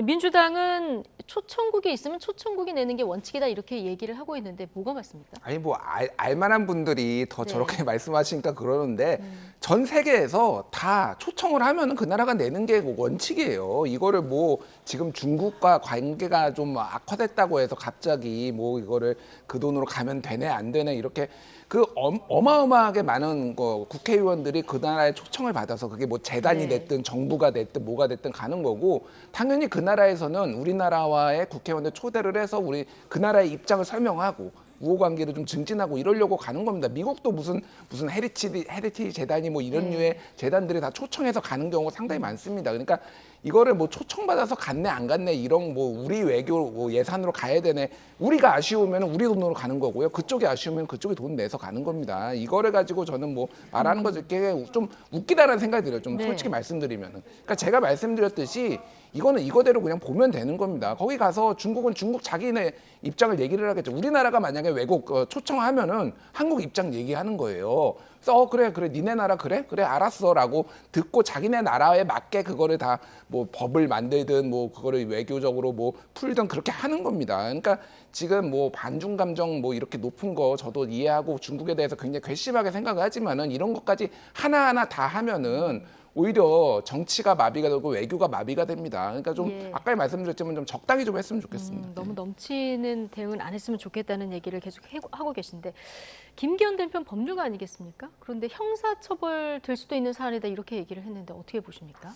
제가 봐도 그건 좀 과도한 정치적인 이건 좀 과도한 표현인 것 정치적인 같고요. 표현이다. 제가 아까 말씀드린 것처럼 의원외교라는 공간이 항상 열려 있어요. 의원외교는 여야 같이 공동으로 가서 그 정부 차원에서 못하는 또 중앙 권력이 못하는 부분들을 민간도 아니지만 또 정부도 아닌 상황이기 때문에 뚫을 수 있는 여지가 있다고 생각이 들고요. 그러나 아까 말씀드린 것처럼 오늘 떠나는 7분인가 6분 그 민주당 의원들의 티벳 박람회 방문은 적절치 못했다 시기적으로 그 말씀을 제가 드리는 거고 그러니까 시기적으로 적절치 못한 행동이었고 적절치 못한 방중이었다는 것을 비판하는 것은 저는 일리가 있다고 생각합니다. 그러나 그런 비판을 좀 넘어서서 중국 초청받아서 중국 돈으로 갔으니까 이게 뇌물성이다라고 이야기하는 것은 아마 이제 우리 김기현 대표께서 오늘 취임 100일이다 보니까 조금 더 과도하게 정치적인 표현을 한 게 아닌가 싶습니다. 이건 그냥 정치적인 표현이다 이렇게 네. 이해하면 된다. 취임 100일 얘기해 주셨으니까 바로 이 주제로 넘어가겠습니다. 오늘 취임 100일을 맞았는데요. 두 분의 김기현 대표 100일에 대한 짧은 평가를 좀 먼저 듣고 가겠습니다. 뭐 한 단어로 말씀드리면은 연포탕을 넘어서 비전을 보여달라 뭐 이렇게 좀 말씀드릴 것 같아요. 그러니까 김기현 대표의 제가 높이 평가하는 부분들은 이를테면은 광주 민주화운동 5.18 기념식에도 참석하고 봉화마을에도 참석하고 뭐 이런 부분들이 굉장히 당의 어떤 외연을 넓히는 데 기여를 했다라는 건데 그냥 뭐 일간의 세간의 평가를 뭐 빌려오자면 바지 대표다. 그러니까 독립적으로 뭔가를 본인이 할 수 있는 정치적 능력이냐 비전이 있느냐 이런 평가들이 굉장히 많거든요. 그러니까 예를 들면은 뭐 당정 협의가 그 어느 그 국민의힘 보수정당 당대표보다 많이 한다라고 하는데 언론 보도 보면 그냥 예스맨이라는 거 아니에요. 한 번도 이의 제기를 안 한다라는 거예요. 존재감이 없는 거죠. 그러니까 본인이 더 큰 정치를 하고 싶고 좀 뇌리에 남는 그런 당대표를 하고 싶고 공천에까지 영향력을 좀 행사하고 싶으면은 본인의 목소리를 내야 돼요. 근데 본인의 목소리가 없습니다. 그러니까 고작 이제 하는 얘기가 중국 돈 받아가면 뇌물이다 이렇게 뭐 이런 거나 말씀하시면은 본인의 존재감이 드러나겠습니까? 네. 지역적으로 외연을 확장한 부분을 굉장히 높게 평가하시면서도 김기현 대표 스스로의 어떤 비전을 보여줘야 된다 이런 바람도 말씀하셨는데. 저도 그 외연을 넓혔다는 평가가 이제 보수 정당으로서 자칫 극우화된 어떤 세력에 끌려다니는 수가 있었거든요. 지금 민주당의 가장 큰 문제점 중에 하나가 이제 당내 갈등이 심화되면서 이재명 대표 리더십이 이른바 개딸이라고 하는 강성 팬덤들과 극성 팬들에 의해서 지금 좌지우지되잖아요. 네. 그러면서 보면 김기현 대표 100일을 맞으면서 했던 걸 가장 먼저 떠올리는 게 최고위원 2명에 대한 징계 아니었습니까? 징계가 뭐였습니까? 5.18 발언에 대한 폄하, 그러니까 4.3 사건에 대한 역사적 폄하. 이런 부분들은 사실은 극우파들에 의해서 사실 끌려다닐 수 있는 그런 소재거리였거든요. 그런 것들을 과감하게 김기현 대표 체제에서 징계를 내렸고 이제는 정광훈 목사로 대표되는 어떤 극우 아스팔트 세력과는 분리하겠다. 그들에게 끌려가지 않겠다는 이야기가 사실 지도부 내 공감대를 이루고 있습니다. 그런 면에서 내년 총선을 대비해서 수도권 중심의 중도층을 향한 그런 방식으로 약간 중도화되는 그런 어떤 당의 어떤 정체성을 가져왔던 면에서 저는 같은 평가를 하고요. 네. 그럼에도 불구하고 조금 이제 부족한 것처럼 보입니다만 제가 아는 김기현 대표의 리더십의 특징은 이렇게 확 끌어올랐다가 확 가라앉는 이런 식의 스타일이 아니고 아랫목 리더십 같은 겁니다. 아랫목 천천히 리더십. 미지근하지만 네. 천천히 올라가는 겁니다. 그래서 한 점 한 점씩 실점하지 않고 득점을 하는 점수를 따는 이런 리더십 스타일이기 때문에 네. 저는 지금 100일이 되면서 당이 일단 안정이 됐지 않습니까? 이전에 이제 이준석 대표 체제에서 2번의 비대위를 거치면서 얼마나 많은 우여곡절이 있었습니까? 그러면서 본다면 당내 지도부가 갖고 있는 안정성이라는 리더십을 천천히 조금씩 예. 플러스 하면서 가져왔다는 점에서 좀 평가를 받을 수 있고요. 근데 아까 말씀드린 그 극우 세력에 의해서 휘둘리지 않는다는 것은 분명히 노선을 보여줬다는 것이고 그렇기 때문에 이제 아랫목 리더십에서 조금씩 달아오른 이 안정성을 가지고 예. 내년 총선을 향해서 수도권에서 승리할 수 있는 새로운 저런 비전과 어떤 새로운 어떤 혁신의 모습을 보여줄 거라고 생각합니다. 보여줄 거라고 기대하신다. 예. 오늘은 뭐 김 대표 취임 100일이기도 한데요. 또 총선 300일을 앞둔 날이기도 합니다. 김기현 대표 기자회견의 상당 부분을 총선 이슈에 할애했는데요. 이 발언 듣고 오시겠습니다. 시스템 공천을 철저히 지키고 공천 과정에 사심 개입이 배제되도록 꼼꼼하게 챙길 것입니다. 능력 중심의 민심 공천이 되도록 하겠습니다. 시원하기는 하지만 시간이 지나 김이 빠지면 맹물만도 못한 사이다 정치를 추구하지 않고 은근하고 끈기 있게 차근차근 숙성시키면서 좋은 맛과 향을 내는 와인 정치를 추구해 나가겠습니다. 와인 정치를 추구하겠다. 이거 조금 전에 김근식 실장님이 말씀하신 아랫목 리더십하고 좀 닿는 부분이기도 한 것 같은데 어쨌든 와인 정치를 하겠다. 이건 뭐 사이다 이재명 대표를 겨냥했다 이렇게 보면 될까요? 뭐 비교를 했으니까 뭐 그런 네. 건데 일단 팩트 체크성 발언을 하자면은 이재명 사이다 빠진 지 오래됐습니다 지금. 네. 복장 터집니다 지금 네. 민주당 지지자들 보고 있으면은 그 뭐 저기 경기도지사나 성남시장 때나 사이다였지 요즘은 예. 뭐 우유부단함의 상징이죠. 아, 여러 가지 네. 질의를 했을 때 대답을 안 하는 이 부분. 뭐 그것도 그렇고 뭐 김연아는요 뭐 이렇게 얘기를 네. 한다든지 혁신이 가지고 최근에 한다든지 예. 뭐 등등등 해서 사이다 하면 오히려 뭐 사고치고 이를테면 싱하이민 만났다가 뭐 이런 문제가 생기고 그래서 사이다가 반드시 저는 좋은 것도 아니라고 생각을 하고요. 예. 다만 와인 정치가 맞는지 저는 그냥 김기현 대표는 맹물 정치 같아요. 솔직히 말씀드려요. 아까 얘기했지 본인의 색깔이 없어요. 예. 김기현 대표가 뭘 지금 지향하고 있는지 약간 그런 게 없으니까 제가 듣기로는 김기현 대표는 차후에 대선까지 염두에 두고 있다라고 제가 알고 있어요. 이렇게 뭐 보수 정당 분들한테 그럼 본인 색깔이 있어야 되거든요. 그러니까 약간 그냥 관리형 당 대표로 남을 것이냐 아니면은 정말로 보수를 대표하는 걸로 갈 거냐 갈림길에 있는데 예전에 뭐 황우여 대표 같은 약간 이런 느낌이 강합니다. 근데 정말 아까 말씀드렸듯이 좀 비전을 보여줬으면 좋겠어. 자기만의 색깔. 그러면은 왜 공천 얘기가 계속 나오냐면은 오인회에서도 김기현 대표 없다라는 뭐 평가들이 나오는 거 아니에요. 지금 뭐 바지 대표다 이런 얘기가 나오는 게 왜 이런 일을 본인이 자초하냐라는 거죠. 그래서 본인의 색깔. 그러니까 지금 후쿠시마 오염수와 관련해서도 김기현 대표를 포함해서 그때 40여 명, 그때 2021년 4월에 결의안 발표하고 그랬을 때 그런 내용들이 있습니다. 이거 절대 하면 안 된다라고 하는 거. 지금 정부가 약간 미온적인 태도가 있을 때 물론 정부에 뒷받침을 하지만 그때 얘기했던 것들이 지금 어떻게 구현되고 있는지에 대해서 독자적인 목소리도 내고 이런 것들을 정부에 요구하고 이런 것들이 본인의 색깔을 드러내는 거죠. 그러니까 그런 것들이 전혀 없으니까 예스맨으로 지금 보일 수밖에 없고 뭐 말로는 연포탕 사이다 이런 거 사실 말의 성찬이지 뭐 아무도 또 기억을 못 하는데 예. 이게 뭐 무슨 의미가 있겠습니까? 뭐 지금 100일이니까 앞으로 비전 이런 색깔을 어떻게 입혀나갈지 좀 지켜보면 좋을 것 같고요. 자, 시스템 공천을 하겠다, 능력 중심의 공천을 하겠다 앞서 이제 얘기 듣고 오셨는데 오늘 천하람 위원장 같은 경우는 공천 시즌에 누가 주도권을 잡느냐가 핵심이다 이런 얘기를 또 했거든요. 공천에 이제 모든 게 다 이제 초점이 맞춰져 있죠. 뭐 민주당도 말할 것도 없고 우리 국민의힘도 말할 것도 없는데 지금 김기현 대표 리더십은 이제 제가 보건대는 아까 제가 아랫목 리더십 이야기했습니다만 모든 일을 천천히 그러니까 실점하지 않고 한 점 한 점씩 득점을 세워 나가는 방식입니다. 그러니까 3점 슛보다는 1점 슛에서 계속 조금씩 점수를 따내는 방식이기 때문에 1차적으로는 당내 안정이 우선이었다고 생각합니다. 이 당내 안정은 이전에 있었던 이준석 대표 파동 때문에 우리 당이 특히 집권 여당이기 때문에 당정 간에 엇박자 나서는 안 된다. 그래서 당정 협조, 당정 일체라고 하는 이 분위기를 안정화시키는 데 주력을 했고요. 두 번째는 당내 그 안정의 기조 속에서 당내의 새로운 어떤 엇갈린 목소리, 대표적인 게 이제 두 최고위원들의 징계 발언 아니겠습니까? 네. 그러니까 당내의 큰 노선은 이 방향으로 가고 수도권과 중도 표심을 소구력 있게 가는 것이었는데 느닷없이 5.18 발언이 나오고 느닷없이 4.3 발언이 나오고 느닷없이 쓸데없는 발언들이 나와서 설화를 입었기 때문에 이 두 명의 최고위원에 대해서 선출직 최고위원에도 불구하고 징계를 했단 말이죠. 이것도 사실 김기현 대표의 저는 굉장히 그 아랫목 리더십의 차분한 정치였다고 생각을 합니다. 거기까지 정리를 했고요. 그다음 세 번째로 이제 이야기하는 것은 아까 말씀하신 것처럼 맹물 정치라고 말씀합니다만 이 다음에 맹물에 채워야 될 내용들을 알고 있다고 생각해요. 그게 뭐냐면 이제 내년 총선을 위한 큰 그림을 고민하고 있는 걸로 제가 알고 있고 내년 총선을 위해서는 공천이 제일 중요한 거 아니겠습니까? 그래서 지금 김기현 대표가 문제가 될 때마다 또 질문이 있을 때마다 검사 공천은 없다. 검사 왕국이란 건 있을 수 없다. 오늘도 시스템 공천, 능력에 따른 민심 공천.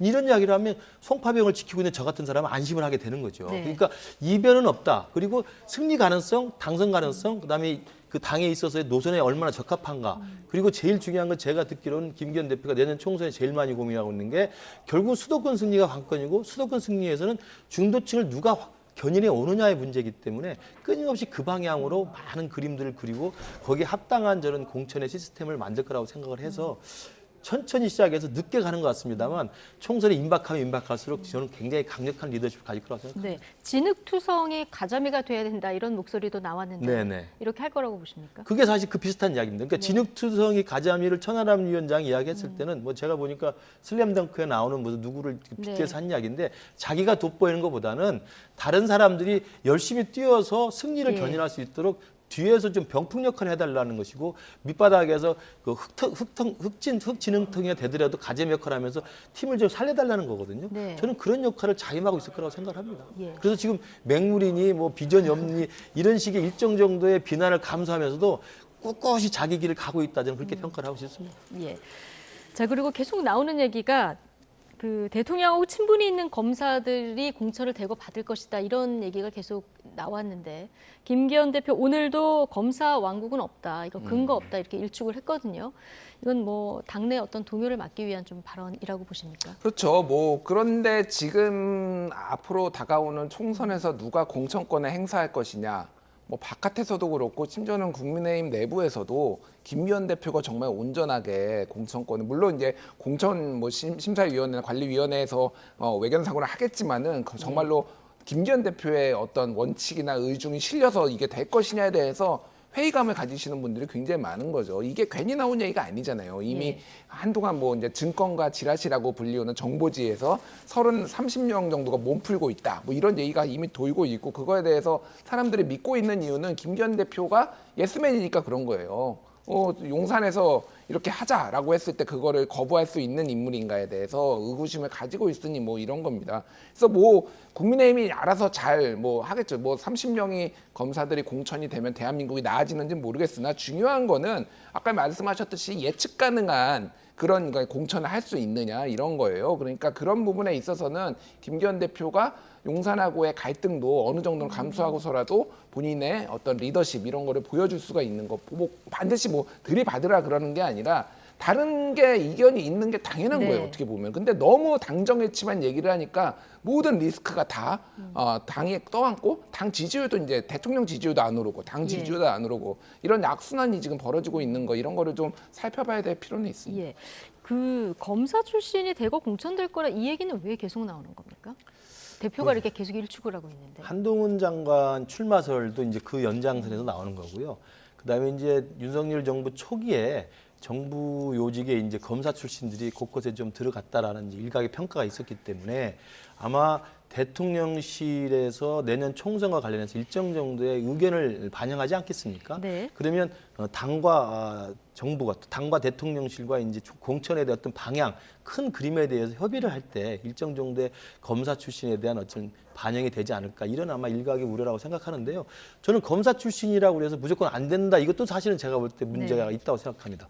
오히려 영남권의 다선 의원들, 영남권에 문제가 있고 국민들로부터 외면당하고 있는 이런 다선 의원들을 오히려 잘 정리하고 그 자리에 오히려 신인으로서 검사 출신이 능력 있고 실력 있는 사람을 갖다가 전략 공천하거나 또는 경선에 붙여서 갈 수도 있는 거예요. 그러니까 검사 출신을 꽂았으니까 문제가 있다는 게 아니라 기존에 있어서 검사 공천에 혁신을 하지 않고 그러니까 국민 눈높이에 맞춰서 공천을 혁신하지 않은 채로 검사 출신을 거기에 플러스로 낙하산으로 내리면 이게 문제가 있는 거지만 공천을 먼저 혁신을 정확히 잘 해놓고 그래서 수도권 민심이나 중도층 표심에 견인할 수 있는 그런 정도의 어떤 소구력 있는 혁신의 모습을 보인 자리에서 그 빈자리에 검찰 출신도 하나의 어떤 대안으로서 신인으로서 들어갈 수 있다면 저는 그 부분도 국민들이 좀 수용할 수 있다고 생각합니다. 물론 그 숫자가 많을 수는 없겠죠. 저는 그런 맥락으로 봐야지 검사 왕국, 뭐 검찰 뭐 공천, 검찰 꽂기 뭐 이렇게 이야기하는 것은 제가 볼 때 좀 지나친 기울일 수 있다고 생각합니다. 네. 자, 집권 여당의 지지율 현 시점에서 어떤지 저희가 그 월요일 나왔던 리얼미터 여론조사를 좀 보실 텐데요. 민주당이 지금 돈봉투 의혹도 있고요. 김남국 의원 코인 논란도 있었고 이재명 대표와 만난 싱하이밍 주한중국 대사의 발언도 논란이었는데 지금 보면 민주당이 국민의힘보다 높습니다. 이건 왜 그렇다고 보십니까? 리얼미터 조사는 원래 뭐 추세상으로 항상 높게 나왔어요. 근데 지금 민주당에서 오르고 국민의힘이 떨어졌고. 예, 근데 이제 그 트렌드를 보면은 최근에 민주당이 다시 오르고 국민의힘이 떨어졌잖아요. 이제 김남국 사태 때 이제 많이 빠졌었거든요. 그러니까 왜 그러냐 보면은 지금 악재가 대표적인 게 후쿠시마 오염수 그리고 이제 그 뭐 이동관 학폭 논란 뭐 이런 것들이 이제 대충 있는 거죠. 그래서 아까 전에 제가 예시를 드렸는데 후쿠시마 오염수에 대해서 그때 2021년 4월에 일본이 방류를 결정했을 때 결의안 촉구한 그 야당 당시 야당의 국민의힘 의원들 40여 명의 김기현 대표 이름도 있고요. 조태용 안보실장도 있고요. 다 있습니다. 중요한 사람들 다 있어요. 그리고 지금 장관 하시는 분들은 개인적으로 성명도 발표했습니다. 지금 뭐 정치인 출신 장관 한 분은. 그러니까 제가 말씀드린 건 그런 겁니다. 그러니까 뭐 맨날 괴담 얘기만 해요. 괴담 단속하겠다.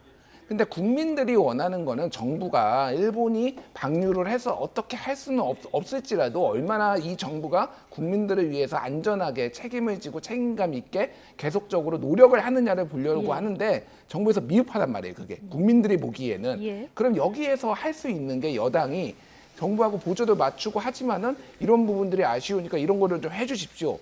뭐 강하게 좀 얘기를 해주십시오. 국제해양법 재판소에 제소하는 것까지 검토해 주십시오. 이런 제스처가 나와줘야 된다는 거예요. 근데 예스맨이니까 안 되는 거예요. 그게 그러니까. 그래서 제가 말씀드리는 거는 당정일치에 지금 그게 리스크가 너무 크니까 지금 이게 안 오르는 거거든요. 그러니까 중요한 거는 어쨌든 앞으로도 이런 일이 매번 비일비재하게 벌어질 텐데 새로운 다른 리더십을 보여줄 수 있을지 이제 그게 관건이 될 것 같아요. 예, 후쿠시마 오염수 지금 방류가 좀 임박했다 이런 보도들이 나오고 있어서 국민들이 불안한 것도 사실인데 자, 정부가 설명을 좀 적극적으로 안 하는 이런 부분, 특히 집권 여당의 대응 방식이 좀 국민 눈높이에서 있어야 된다 이런 지적이신데요. 자, 그래서 이것 때문에 지지율이 좀 많이 빠졌다 이렇게 분석을 하셨거든요. 자, 김근식 실장님은 어떻게 보십니까? 리얼미터를 이제 일반적으로 이제 민주당이 국민의힘보다 지지율이 항상 높게 나옵니다. 높게 나오는데 이제 그 높게 나오는 추세가 어느 정도 변동이 있느냐를 이제 지켜보는 건데요.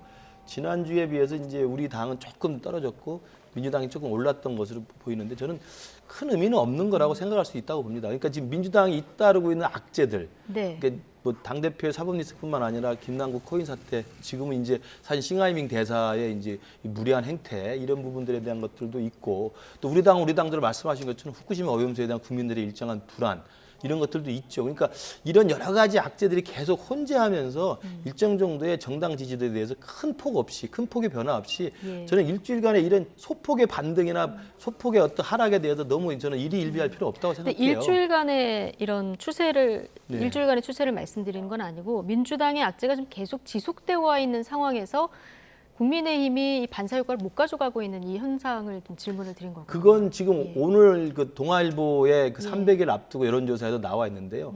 서울, 경기, 인천이 그 차이는 줄었습니다만 여전히 민주당이 국민의힘보다 지지율이 높습니다. 네. 그리고 정권 안정론이나 정권 견제론이나 해서 정권 견제론이 상당히 큰 차이로 높게 나와요. 이런 면에서는 저는 국민의힘이 굉장히 뼈아프게 지켜봐야 될 대목이라고 생각합니다. 지금 나와 있는 리얼미터에서 항상 예. 우리가 정당 지지도 뒤지는 이유도 민주당의 그런 엄청난 악재가 있음에도 불구하고 왜 반사 이익을 우리가 가져오지 못하느냐 문제는 여당은 상대당의 잘못함으로 해서 반사 효과를 가질 수 있는 게 한계가 있습니다. 그럼 이걸 극복하려면 어떻게 해야 된다고? 여당의 성과를 내야 되는 거죠.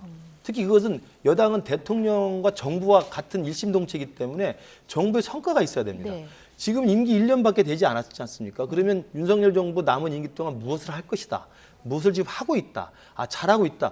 이런 성과에 대한 평가와 기대가 같이 있어야 야당이 잘못하고 있는 것에 대한 반사 효과를 받아서 플러스 지지율이 올라가는데 지금 우리는 국민의힘 같은 경우는 아직은 그 야당의 반사 효과만 그냥 받고 있는 것이지 우리 집권 여당이 앞으로 어떻게 할 것인가에 대한 긍정적인 기대와 긍정적인 어떤 성과에 대한 것들은 아직 받아안지 못하고 있는 것이죠. 가장 가까이 기대해 보일 수 있는 성과는 저희 어떤 부분을 좀 기대해 그게 이제 계속 우리 윤석열 대통령이 이야기하고 정부 이야기한 3대 개혁 아닙니까? 개혁. 노동개혁, 예. 연금개혁, 교육개혁이라는 게 굉장히 지난한 과제죠.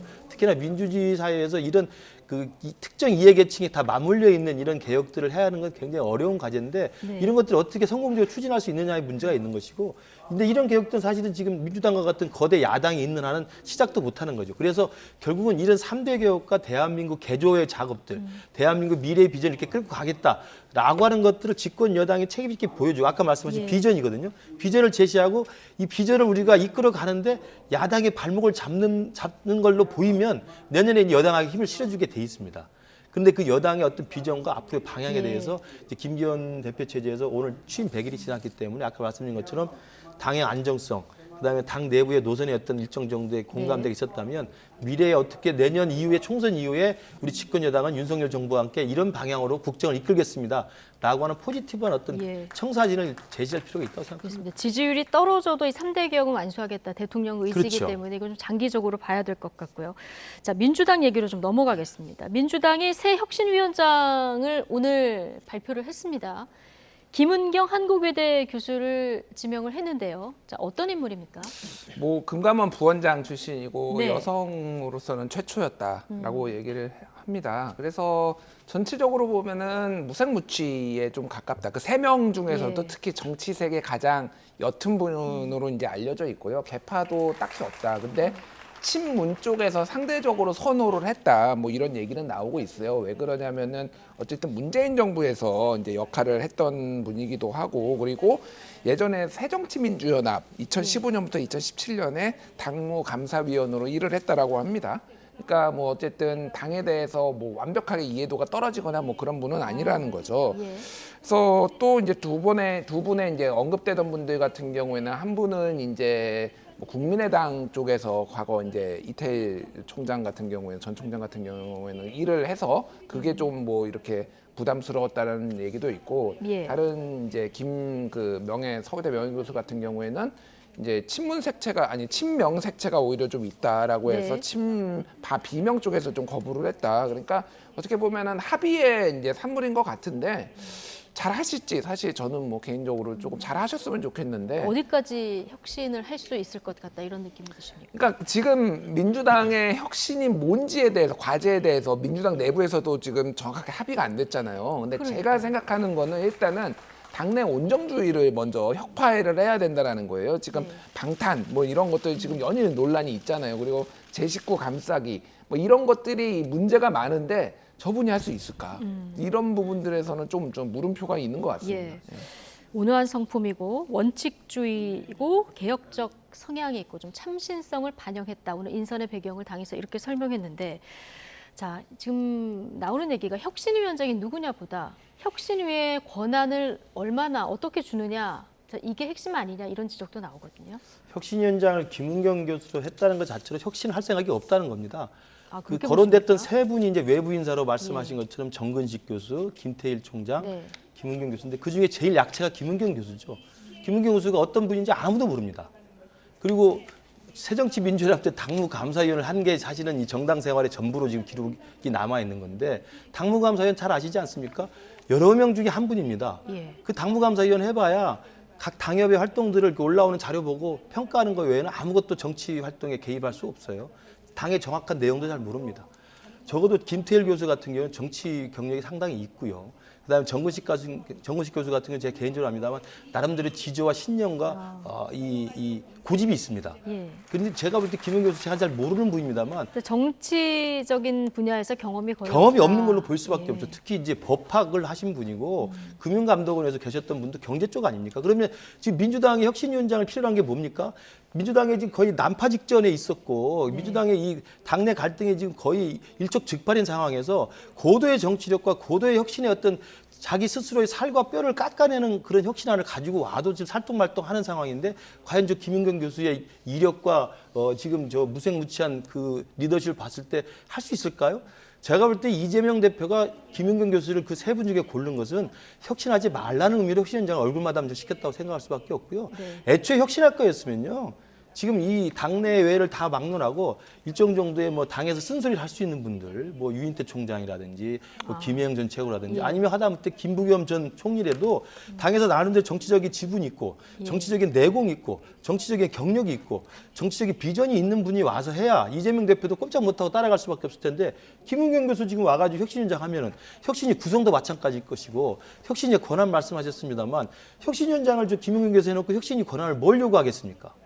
제가 볼 때는 안 봐도 명확하다고 생각합니다. 혁신할 생각이 없다 이렇게 평가를 해주셨는데 지금 사실 비명계 친명계 간 갈등도 굉장히 지금 거친 이런 상황인데 좀 걱정하시는 게 정치 구력에 있는 인물이 와도 어려운데 좀 힘들지 않겠냐 이런 지적이시거든요. 어떻게 보십니까? 뭐 큰 틀에서는 저는 뭐 김근식 교수님이 이제 말씀하신 거에 동의를 하는 편이에요. 그러니까 지금 난맥상이 있잖아요. 민주당의 난맥상. 그러니까 일단은 뭐를 어떤 방식으로 혁신을 해야 되는지조차 잘 합의가 안 되고 혁신은 이재명 대표의 사퇴다. 이런 얘기까지 나오고 있는 이 상황에서 이거를 이제 소위 말해서 그립감 있게 하려면은 김종인 전 비대위원장 같은 분 막 이런 정도의 어떤 구력, 뭐 이런 정치력, 지도력이 있는 분이 옳다라는 거예요. 그럼 아예 아니면은 완전 참신한 사람. 완전 참신한. 근데 이제 민주당에서도 과거에 박지원 전 비대위원장의 이제 아픔이 있는 거예요. 그러니까 너무 이제 젊은 분을 이렇게 앉혀놨더니 문제가 있다. 이래서 뭐 여러 가지 고민의 산물인 것 같은데 어쨌든 좀 결과를 지켜봐야 될 것 같습니다. 알겠습니다. 자, 마지막 주제 좀 짧게 다뤄볼 텐데요. 대정부 질문 어제가 마지막 날이었죠. 대정부 질문은 끝났는데 어제 한덕수 국무총리와 고민정 민주당 의원의 설전 때문에 오늘도 여야 공방이 이어졌습니다. 화면으로 보고 오시죠. 2010년에 국정원에서 작성된 문건입니다.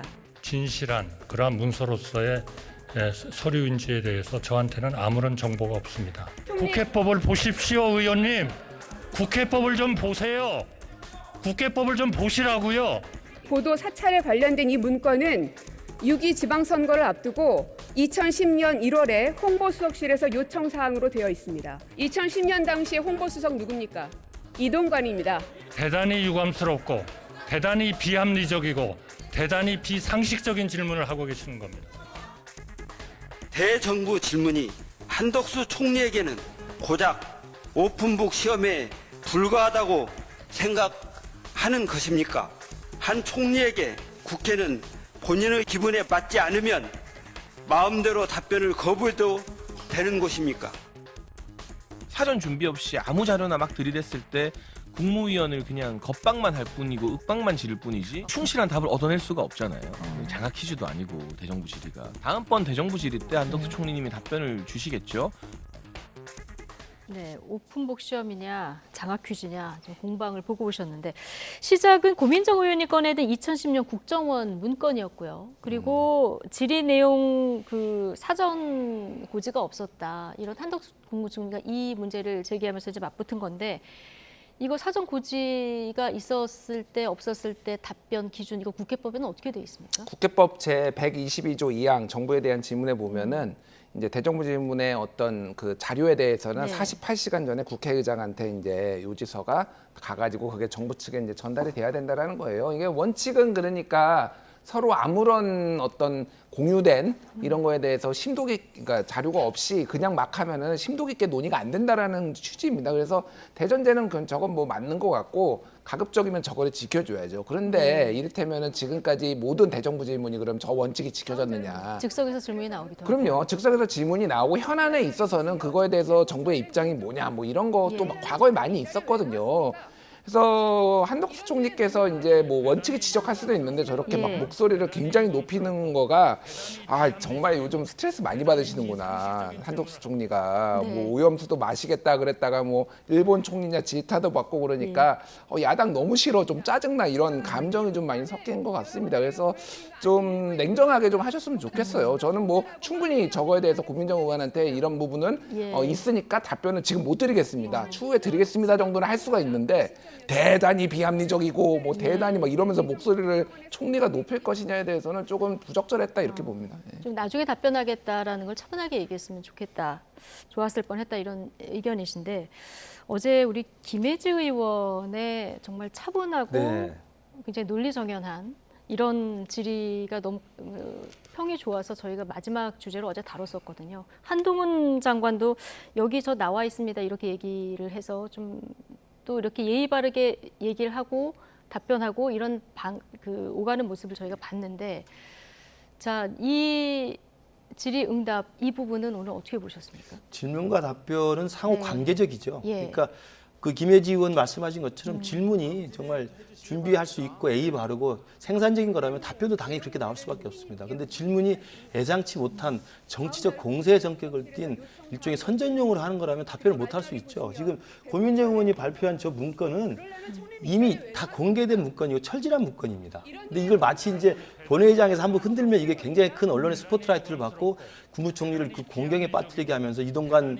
방통위원장이 이미 이제 거론되는 분을 언론통제의 어떤 그 사주했던 것으로 몰아갈 것처럼 했던 것 같습니다만 저 문건은 어떤 문건이냐면 제가 알기로는 2021년 부산시장 보궐선거 때 박형준 후보에게 이미 나왔던 이야기예요. 똑같이 그것도 박형준 수석이 이명박 정부 때 홍보기획관하고 정무수석 했을 당시에 시민단체에서 정보공개 청구 요구를 해가지고 국정원 문건들을 공개를 받았어요. 그 문건 중에 그때도 박형준 홍보기획관 요청에 의해서 작성한 것이면서 국정원 문건이 나왔던 겁니다. 그래서 시민단체 고발을 했어요. 선거법 위반으로. 작년에 전부 1심, 2심 대법원 무죄 판결 받았습니다. 그 문건 중에 하나입니다. 그러니까 그걸 가지고 와가지고 이걸 흔들면서 이동관 당시 수석이 이거 언론통제 한 거 아닙니까? 이렇게 한번 하고 싶었던 거죠. 그러려면은 그걸 하기 위해서는 지금 한덕수 총리가 왜 조금 화가 났냐면 아까 말한 것처럼 국회법상에 사전에 질문 요소를 내도록 돼 있잖아요. 질문 요소를 내다는 것은 미리 짜고 친다는 게 아니라 국무위원이 답변을 할 수 있는 시간을 주는 거예요. 국민들에게 설명하는 게 국무위원의 그 역할이고 설명할 수 있도록 국회의원 질문하는 거 아닙니까? 그러면 질문 요지서를 먼저 줘야죠. 물론 질문 요지서를 있는 그대로 다 주는 게 아니죠. 예컨대 오늘 같은 경우는 고민정 의원 같은 경우 어제 같은 경우는 이동관 내정자 설에 있는 분에게 언론통제 의혹을 질문하겠습니다. 이 정도로 질문 요지서를 보냈겠죠. 당연히 보내지 않겠습니까? 그 정도만 보내면 되는 거예요. 그러면 그 정도에 맞춰서 한덕수 총리가 답변하죠. 근데 갑자기 그 문건을 흔들고 나와가지고 이거 뭡니까? 아니 한덕수 총리 그 문건이 뭔지 모르잖아요. 근데 그 문건의 진위 여부를 모르는 상태에 어떻게 답변합니까? 근데 그렇다 해도 한덕수 총리가 이제 고성을 지른 이런 부분은 어떻게 저도 보십니까? 흥분할 정도로 화가 나죠. 그러니까 문건의 실체를 모르는 상태에서 갑자기 들고 나와서 답변하세요 그러면 이거 잘 모르겠으니 그리고 한덕수 총리가 저 다음에 분명히 나와 있습니다. 국회 방송 찾아보면요. 일주일 내지 2주일 뒤에 저희가 확인해서 답변 드리겠습니다. 나와요. 처음에 그렇게 얘기했죠. 당연히 그렇게 하죠. 일주일, 2주일 뒤에 답변 드리겠습니다. 했습니다. 그럼에도 불구하고 고민정을 계속 흔드는 거예요. 제가 볼 때 지나친 정치적 쇼라고 생각합니다. 네. 자, 두 분 말씀 오늘 여기까지 듣겠습니다. 나이트 포커스 김근식 전 국민의힘 비전전략실장, 김준일 뉴스톱 수석 에디터 두 분과 함께했습니다. 고맙습니다.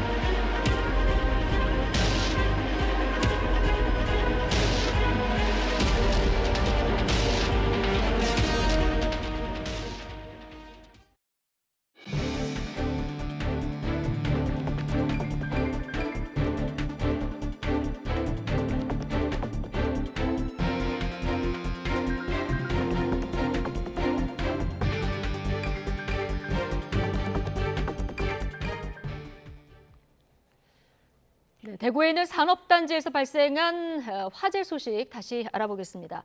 자, 소방이 대응 3단계 동원령 1호까지 내려서 총력 대응했는데요. 3시간 40분 만에 큰 불길은 잡았습니다. 네, 현장 연결해서 현재 상황 한번 들어보겠습니다. 이윤재 기자. 네, 서대구 산업단지 공장 화재 현장에 나와 있습니다. 네, 이 소방이 큰 불길을 잡았다고 하는데 현재 상황 어떻습니까? 그렇습니다. 소방당국은 9시 10분쯤 큰 불길을 잡았다고 밝혔습니다. 불이 시작된 지 3시간 40여 분 만에 초진에 성공한 겁니다. 이에 따라서 3단계였던 대응 단계도 2단계로 하향 조정했고 또 동원령도 해제됐습니다. 하지만 지금도 뒤로 보이는 것처럼 주변 공장에서 불길이 조금씩 이어지고 있습니다. 불이 시작된 건 오후 5시 20분쯤입니다. 현장에 도착한 소방은 대응 1단계, 2단계를 차례로 내리고 2시간쯤 지난 저녁 7시 34분에는 동원령 1호를 내려 전국에서 소방력을 집중시켰습니다. 이어서 저녁 7시 48분에는 대구 소방안전본부 인력을 총동원하는 대응 3단계를 발령했습니다. 그만큼 불길이 거셌다는 건데요. 총력 대응을 한 끝에 밤 9시 10분쯤 큰 불길을 잡았습니다. 다행히 현재까지 인명피해는 없는 것으로 확인됐습니다. 하지만 재산 피해는 상당합니다. 처음 불이 난 공장은 재활용 공장으로 확인됐습니다. 이곳을 시작으로 주변 12개 공장에 불이 퍼졌고 모두 7개 공장이 전소됐습니다.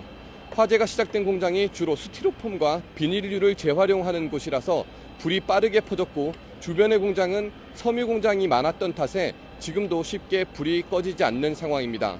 또 공장 건물이 샌드위치 패널로 만들어졌고 건물 사이 간격이 매우 좁은 탓에 불길 확산을 막기 어려웠다는 게 소방당국의 설명입니다.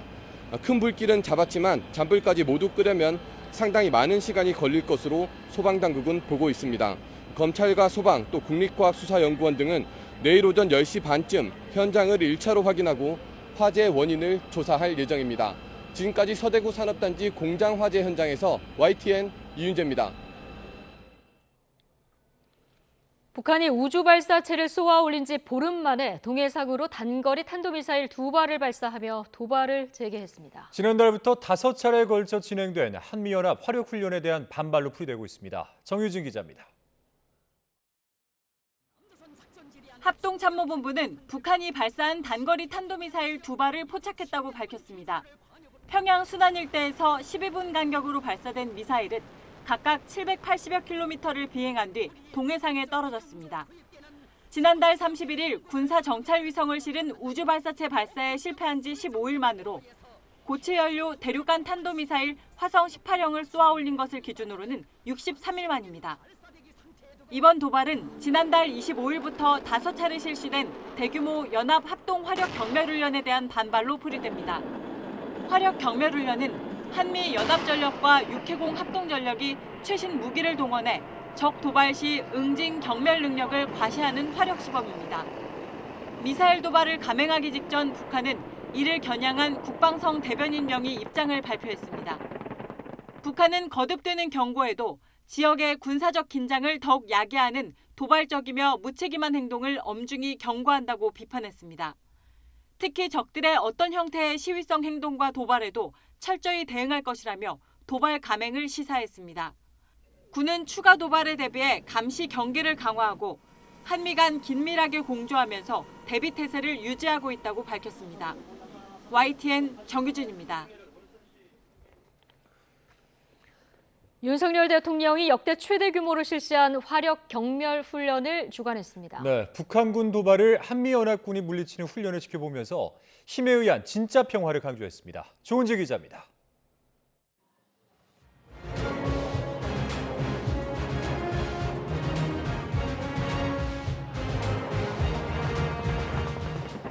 도발에 나선 가상의 북한군의 KF-16 전투기가 즉각 응징에 나서고 공중 전력이 총출동합니다. 드론과 장갑차, 포병까지 앞다투어 돌진. 한미 연합 합동부대는 적의 진지를 거침없이 초토화합니다. 마무리는 11발짜리 사격 승리의 V. 한미동맹 70주년을 맞아 역대 최대 규모로 진행된 화력 경멸 훈련의 주요 장면들입니다. 실제 북한의 도발 시나리오에 따라 1시간 동안 실기동, 실사격했는데 윤석열 정부가 추구하는 힘에 의한 평화를 상징적으로 한눈에 보여줬습니다. 망원경을 들고 꼼꼼히 참관한 윤석열 대통령은 압도적 위용을 보니 국군 통수권자로서 든든하고 흡족하다고 말했습니다. 적이 감히 넘볼 수 없는 강군만이 대한민국의 자유와 평화, 번영을 보장해줄 수 있다고 강조했습니다. 선의에 의존하는 가짜 평화가 아닌 우리의 힘으로 국가 안보를 지키는 것이 진정한 평화입니다. 6년 만에 국가급으로 개최된 화력 경멸 훈련은 지난 1951년 미군이 최초로 조성하고 우리가 발전시킨 포천 승진훈련장에서 진행돼 동맹의 의미를 더했습니다. 한미 첨단 전력 610여 대가 동원됐고 양국 장병 2,500여 명이 나섰습니다.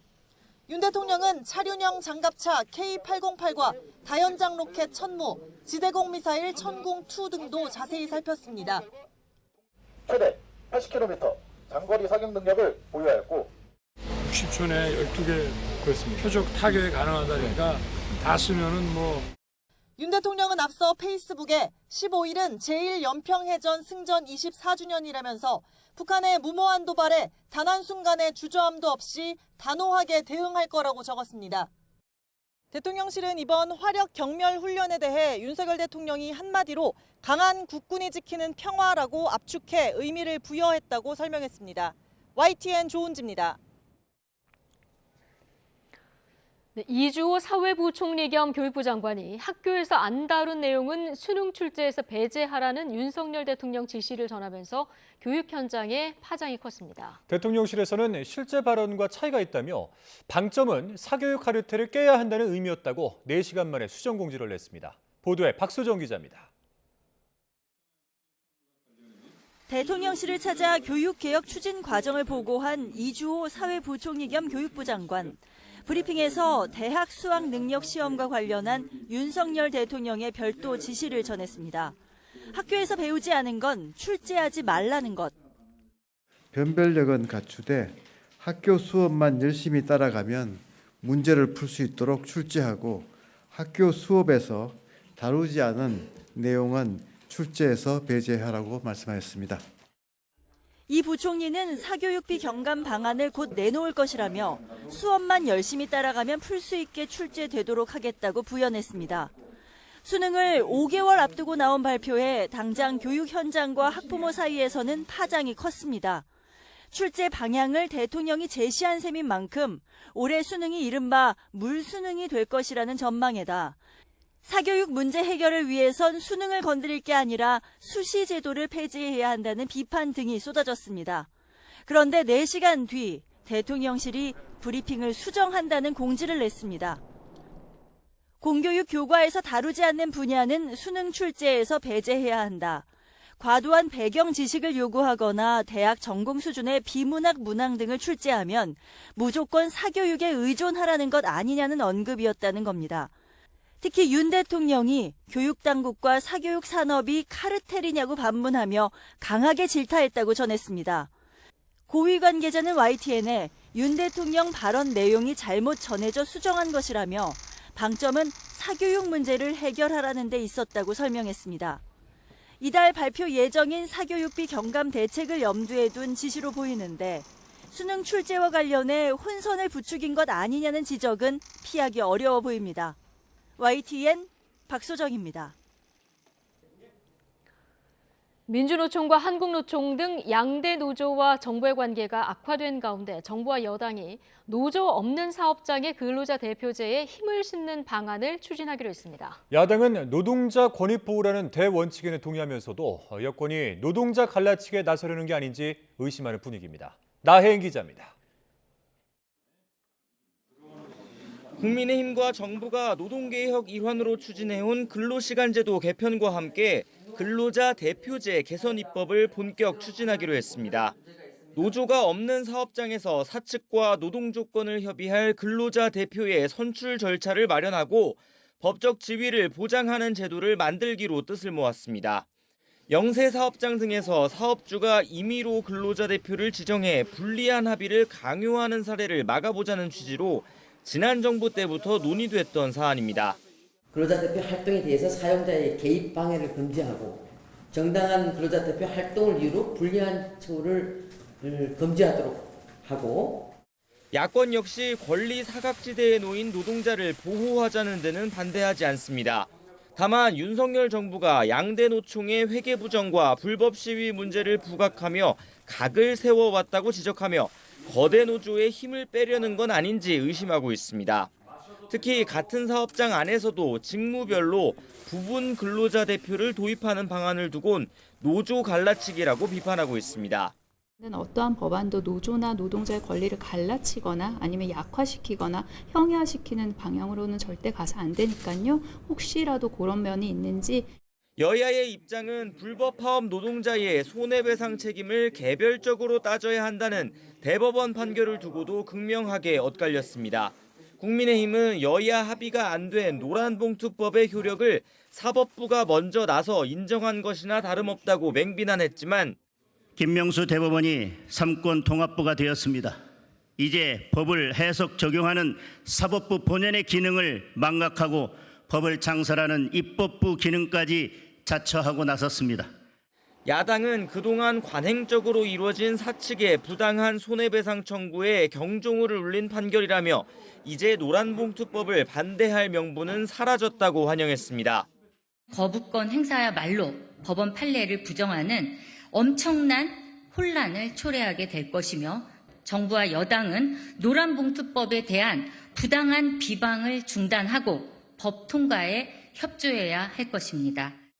노정 간 갈등의 골이 깊어지는 가운데 야당은 이달 말 국회 본회의에서 노란봉투법 입법을 마무리하겠다는 계획이어서 노동 현안을 둘러싼 여야 대치는 갈수록 격화할 전망입니다. YTN 나혜인입니다. 현재까지 공개된 것보다 훨씬 큰 북한의 신형 무인기로 추정되는 항공기가 포착됐습니다. 날개 폭만 35m에 달하는데 정밀 정찰 수단 개발에 열을 올리는 북한의 정찰 무인기 기술이 어느 정도 수준에 올라 있는지 관심입니다. 임성재 기자입니다. 지난해 12월 26일 군사분계선을 넘어 우리 영공을 침입한 북한 무인기 5대. 이 가운데 한 대는 대통령 집무실 부근에 설정된 비행 금지 구역까지 침투했습니다.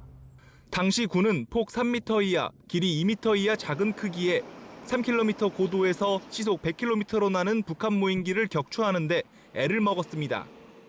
현재 우리 군의 탐지 타격 능력으로는 격추에 어려움이 있었습니다. 결과적으로 군의 대비 태세가 부족했던 점으로 인해 영공 침입 사태 6개월 만에 이번에는 현재까지 식별된 것 중 가장 큰 것으로 보이는 군사용 무인기 추정 항공기가 민간 위성에 포착됐습니다. 미국 북한 전문 매체 NK뉴스는 황해도 방연비행장 활주로에서 날개폭 약 35m 신형 무인기가 포착됐다고 보도했습니다. 열흘 전 같은 장소에서 날개폭 약 20m 무인기도 식별됐다고 전했습니다. 그러면서 사진이 촬영될 당시 주변으로 여러 차량이 오갔고 드론 시험 비행에 필요한 안테나 등 특수 장비가 탑재됐을 가능성이 있다고 분석했습니다.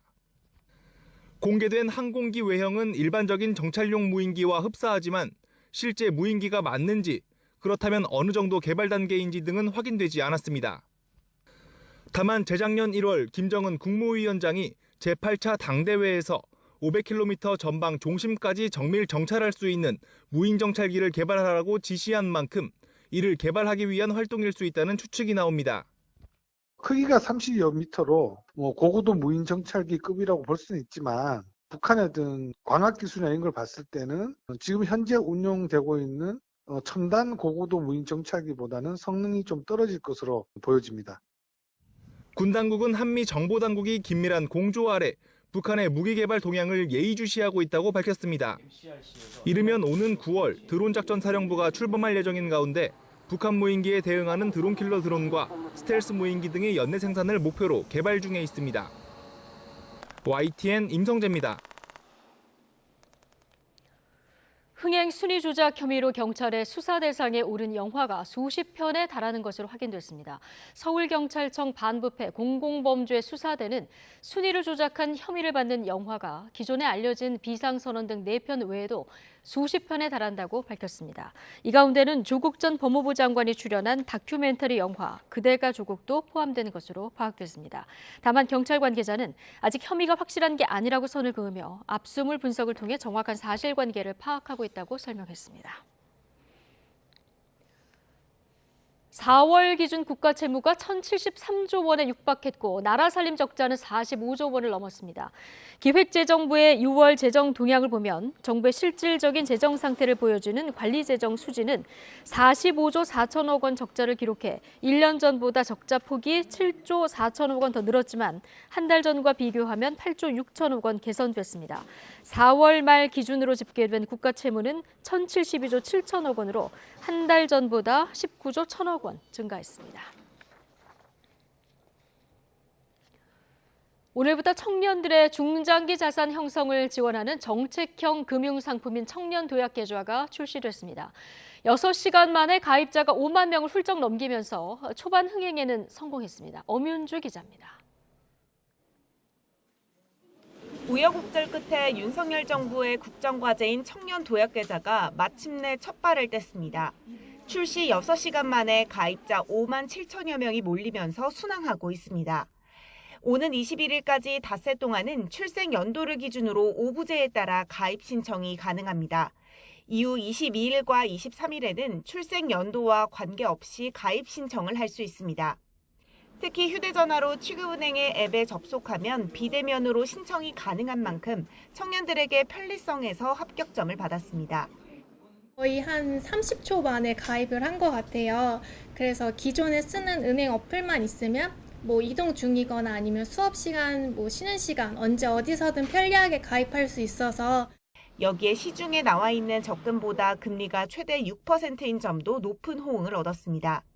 무엇보다도 일반 적금보다 금리가 높아서 빨리 제 주위의 친구들에게도 홍보를 하고 싶습니다.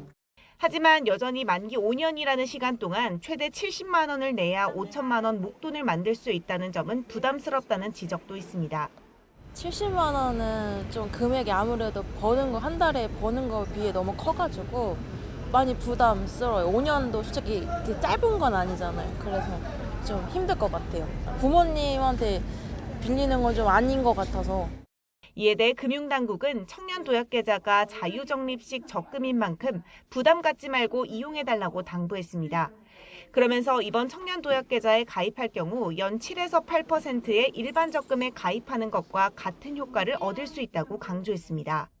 수익률이 일반 적금에 비해서 2배 이상이라고 생각하시면 될 것 같습니다. 가능하면 우리 청년들이 많이 적극적으로 활용을 했으면 좋겠습니다. 금융당국은 이번 달 기준 60에서 70만 명이 가입을 신청할 것으로 내다봤습니다. YTN 엄윤주입니다. 민주당 전당대회 돈봉투 의혹을 수사하고 있는 검찰이 송영길 전 대표 후원 조직의 이 불법 자금 수사를 확대하고 있습니다. 경선 컨설팅 비용 대납에 이어서 후원금이 경선 과정에서 매표를 위한 식사 접대비로 쓰인 건 아닌지 들여다보고 있습니다. 송재인 기자입니다. 민주당 전당대회 돈봉투 의혹을 수사하는 검찰이 최근 여의도 일대 식당을 연달아 찾았습니다. 국회 앞 한정식집 등 알려진 곳만 5곳가량. 검찰은 전당대회를 앞둔 재작년 3월부터 5월 사이 송영길 전 대표 측이 이곳에서 식사한 사실을 확인하고 카드 결제 내역 등을 요청한 것으로 알려졌습니다. 대상 카드가 아니고 그 기간 동안에 카드 결제 내역을 통으로 달라고 그러길래 이거는 저희 가게 입장에서는 안 된다고 그냥 말씀드렸어요. 대표 당선을 위해 사용한 식사 접대비가 불법 자금에서 나온 건 아닌지 일일이 출처 확인에 나선 겁니다. 압수물 분석 과정에서 의심스러운 정황을 발견한 것으로 알려졌는데 특히 송 전 대표 후원 조직 평화와 먹고 사는 문제 연구소의 후원금이 식사비로 쓰였을 가능성을 들여다보고 있습니다. 통일부 소관 공익법인인 먹사연 자금이 선거용으로 쓰였다면 결국 송영길 캠프가 불법 정치자금을 받은 꼴이란 게 검찰 판단입니다. 이미 먹사연 자금이 경선 컨설팅 비용으로 유용된 정황을 포착한 검찰은 컨설팅 업체 대표와 먹사연 회계 담당자를 동시에 소환하기도 했습니다. 회계 담당자 박 씨는 먹사연은 물론 경선 캠프 회계도 맡았던 것으로 알려져 컨설팅과 사무실 장비 대여비 1억 원 외에 먹사연 후원금이 더 쓰인 건 없는지 집중적으로 추궁한 것으로 전해졌습니다. 검찰은 캠프 콜센터 직원들에게 뿌려졌다는 금품 역시 먹사연에서 나왔을 수 있다고 보고 수사 중입니다. 윤관석, 이성만 의원 체포동의안 부결에도 아랑곳하지 않고 검찰은 송 전 대표 경선 캠프 자금 전반으로 광폭 수사를 이어가고 있습니다. YTN 송재인입니다. 더불어민주당이 권익위 감사보고서 공개 과정을 두고 논란이 확산하자 유병호 사무총장을 고발하고 국정조사를 추진하겠다고 밝혔습니다. 감사원은 유병호 사무총장이 심의 당시 아나무인격 태도로 보였다는 YTN 보도에 대해서 방해가 아니라 의견을 제시한 거라는 해명을 내놨습니다. 이승배 기자입니다. 조은석 감사위원회 내부 폭로로 이른바 전현희 보고서 공개를 둘러싼 논란이 확산하자 정치권도 행동에 들어갔습니다. 민주당은 법사위원들이 공동 성명을 발표한 데 이어 아예 정치감사 대응 전담팀까지 꾸리며 압박 수위를 높였습니다. 유병호 감사원이 감사 농단을 벌였다면서 즉각 고발함과 동시에 국정조사 추진도 속도를 내겠다고 밝혔습니다. 유병호 감사원의 이 국정농단, 감사농단이 제1호 국정농단 사건이 될 거다. 저는 그렇게 확신합니다. 반드시 바로 잡아야 되고 유병호 사무총장은 반드시 공직에서 쫓아내야 됩니다. 국회 상임위에서도 권익위 감사를 두고 공방이 이어졌습니다. 야당은 감사원 사무처가 자신들 의견을 관철하려고 감사는 물론 보고서까지 조작했다고 비판했습니다. 정부의 권력기관이 이렇게 권력을 남용했다라고 하는 부분에 대해서는 명백하게 국정조사 사안이다. 여당은 갑질 직원에 대해 부적절하게 탄원서를 써준 것이 감사원 감사로 드러났다면서 개인 책임을 인정하라고 맞섰습니다. 탄원서를 내지 않는 피해자에게 2차 피해가 없었다고 일방적으로 확정해버리는 이것이 바로 저는 2차 가해라고 생각합니다. 감사원은 유병호 사무총장이 감사위원회 심의 과정에서 안하무인격 행동을 했다는 YTN 보도에 대해 입장문을 냈습니다. 이 사무총장이 화를 내고 회의를 방해한 게 아니라 의견을 제시한 거라고 해명했습니다. 그러면서 원장의 배제를 지속해서 주장하는 등 회의를 방해한 건 조 감사위원이라고 화살을 돌렸습니다. YTN 이승매입니다. 클리스만 감독이 이끄는 축구대표팀이 내일 남미의 강호 페루와 평가전을 앞두고 공식 훈련을 소화했습니다. 스포츠 탈장 수술을 받고 회복 중인 손흥민 선수는 일단 선발 출전이 어려워 보입니다. 허재원 기자입니다. 페루전을 하루 앞두고 열린 축구대표팀의 공식 훈련. 손흥민이 밝은 표정으로 모든 훈련에 적극적으로 참여합니다. 패스 훈련과 미니게임, 스프린트까지 소화해내며 가벼운 몸놀림을 선보였습니다. 하지만 스포츠 탈장 수술을 받은 지 채 3주도 지나지 않은 만큼 클린스만 감독은 일단 손흥민을 페루전 선발 명단에서 빼겠다고 밝혔습니다. Yeah, he will be on the bench. We hope, every day that he gets closer to match fitness. But we count every day on him. 우리 대표팀의 주축 손흥민이 빠질 가능성이 커지면서 다양한 공격 자원을 시험하는 게 이번 A매치의 주요 과제로 떠올랐습니다. 공격진뿐만 아니라 김민재가 기초 군사훈련, 김영권이 부상으로 빠진 중앙수비 역시 새로운 조합을 짜야 합니다. And when somebody is not there, then another player gets a chance to show what he can do. So this is now a good chance for some players coming in that I haven't seen yet.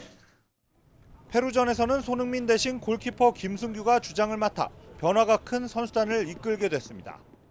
또 이런 상황이 생겼을 때 저희가 이런 바뀐 멤버로도 자신감을 가지고 경기를 할 수 있을 것 같아서 새로운 수비들과 오랜만에 호흡을 맞추면서 무실점으로 경기를 하고 싶습니다.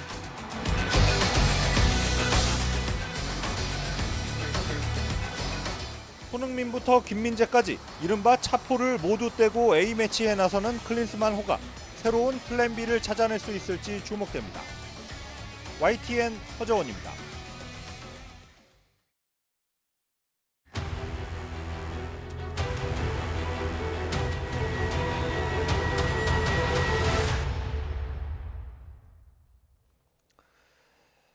장마철을 앞두고 YTN이 지난해 침수 피해를 입었던 현장을 찾아 폭우 대비 상황을 점검하는 기획보도를 이어가고 있습니다. 오늘은 지난해 폭우에 직격탄을 맞은 전통시장을 찾았습니다. 시장의 침수 원인은 저지대에 있다는 점이었는데 상인들은 물막이판과 양수기만으로 폭우에 맞서야 한다며 불안해하고 있습니다. 임형준 기자가 현장에 다녀왔습니다. 지난해 8월 서울 남성 사계시장. 성인 가슴 높이까지 빗물이 들어차 걸음을 옮기기조차 힘들 정도입니다. 갑자기 들어찬 빗물에 전체 점포 10곳 중 4곳이 물에 잠겼습니다. 추석 때 팔려고 준비한 상품들은 쓰지 못하게 됐습니다. 시장이 물에 잠길 수밖에 없었던 이유는 지대가 낮은 곳에 있기 때문이었습니다.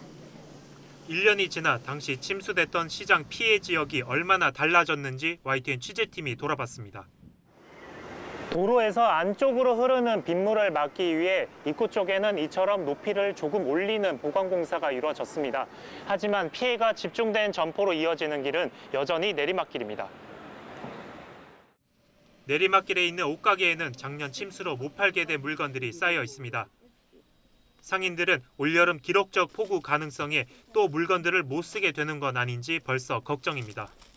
제가 제일 민감하게 여름철이 오면 신경 쓰는 게 침수예요. 다 절단난다고 보아야 됩니다. 천장에 매달린 것만 살아난 거죠. 지자체인 서울 동작구는 물막이판과 양수기 등으로 폭우에 대비하겠다는 계획입니다. 다음 달까지 전체 135곳 가운데 90% 점포에 물막이판 설치를 완료하고 양수기도 필요할 때 빌려 쓸 수 있도록 2천여 대를 준비했다는 입장입니다. 하지만 상인들은 중요한 건 배수라고 말합니다. 지난해에도 물막이판과 양수기는 있었지만 시간당 141mm의 집중호우를 막진 못했고 가게 안에 있는 배수구에서 물이 역류해버리니 방법이 없었다는 겁니다. 그러니까 사람 목 정도 높이로 왔으니까 이거 서시에서도 사실은 효과가 없었어요. 이 실내 하수구 역류하는 바람에 시간을 약간 버는 것뿐이지. 동작구는 물그릇을 키우기 위해 시간당 105mm 비에 견딜 수 있는 지하 인공수로 하수함과의 추가 설치를 검토하고 있지만 완공은 빨라야 2025년쯤이나 가능할 것으로 보입니다. 그전까진 인근 사당천이 넘칠 경우 뚜렷한 대응 방법이 없어 장마에 가까워질수록 상인들의 걱정이 커지고 있습니다. YTN 임영준입니다. 행정안전부가 관리하는 재난대응기관 간 단일통신망 그룹 통화가 한때 먹통이 됐던 것으로 드러났습니다. 행안부는 오늘 낮 12시 15분쯤 재난안전통신망 그룹 통화에 문제가 생겼으며 오후 1시 반쯤 복구했다고 밝혔습니다. 재난안전통신망은 정부 부처와 지자체, 경찰, 소방 등 기관별 통신망을 일원화한 전국 단일의 무선 통신망입니다. 이 통신망을 활용하면 국가적 재난 상황에서 기관 간 음성, 사진, 영상을 서로 주고받을 수 있습니다. 재난안전통신망과 연계된 경찰 무전망도 일시적으로 먹통이 됐다가 복구됐으며 경찰은 1시간 남짓 개인 업무 전화로 대응했던 것으로 전해졌습니다. 올 여름철에는 원정 공급 능력이 늘어나서 전력 수급이 안정적일 것이라는 전망이 나왔습니다. 산업통상자원부는 여름 전력 수요가 지난해와 유사하거나 높을 것으로 전망하며 8월 둘째 주 평일 오후 5시 전력 수요가 최고조에 이를 것으로 내다봤습니다. 반면 전력 공급은 원전 가동이 지난해보다 2.8기가와트 늘어나는 등 최대 106.4기가와트에 이른다고 예상했습니다. 민주노총 건설노조가 건설 노동자에 대한 탄압을 중단하라며 다시 집회를 열었습니다. 지난달 1박 2일 집회와 관련한 경찰의 출석 요구에 대해서는 고 양회동 조합원의 장례를 모두 마친 뒤인 오는 22일에 조사를 받겠다는 뜻을 밝혔습니다. 안동준 기자의 보도입니다. 상여를 메고 도로를 행진하는 건설노조 조합원들. 상여에는 국토교통부 장관과 경찰청장을 규탄하는 내용의 현수막이 걸렸습니다.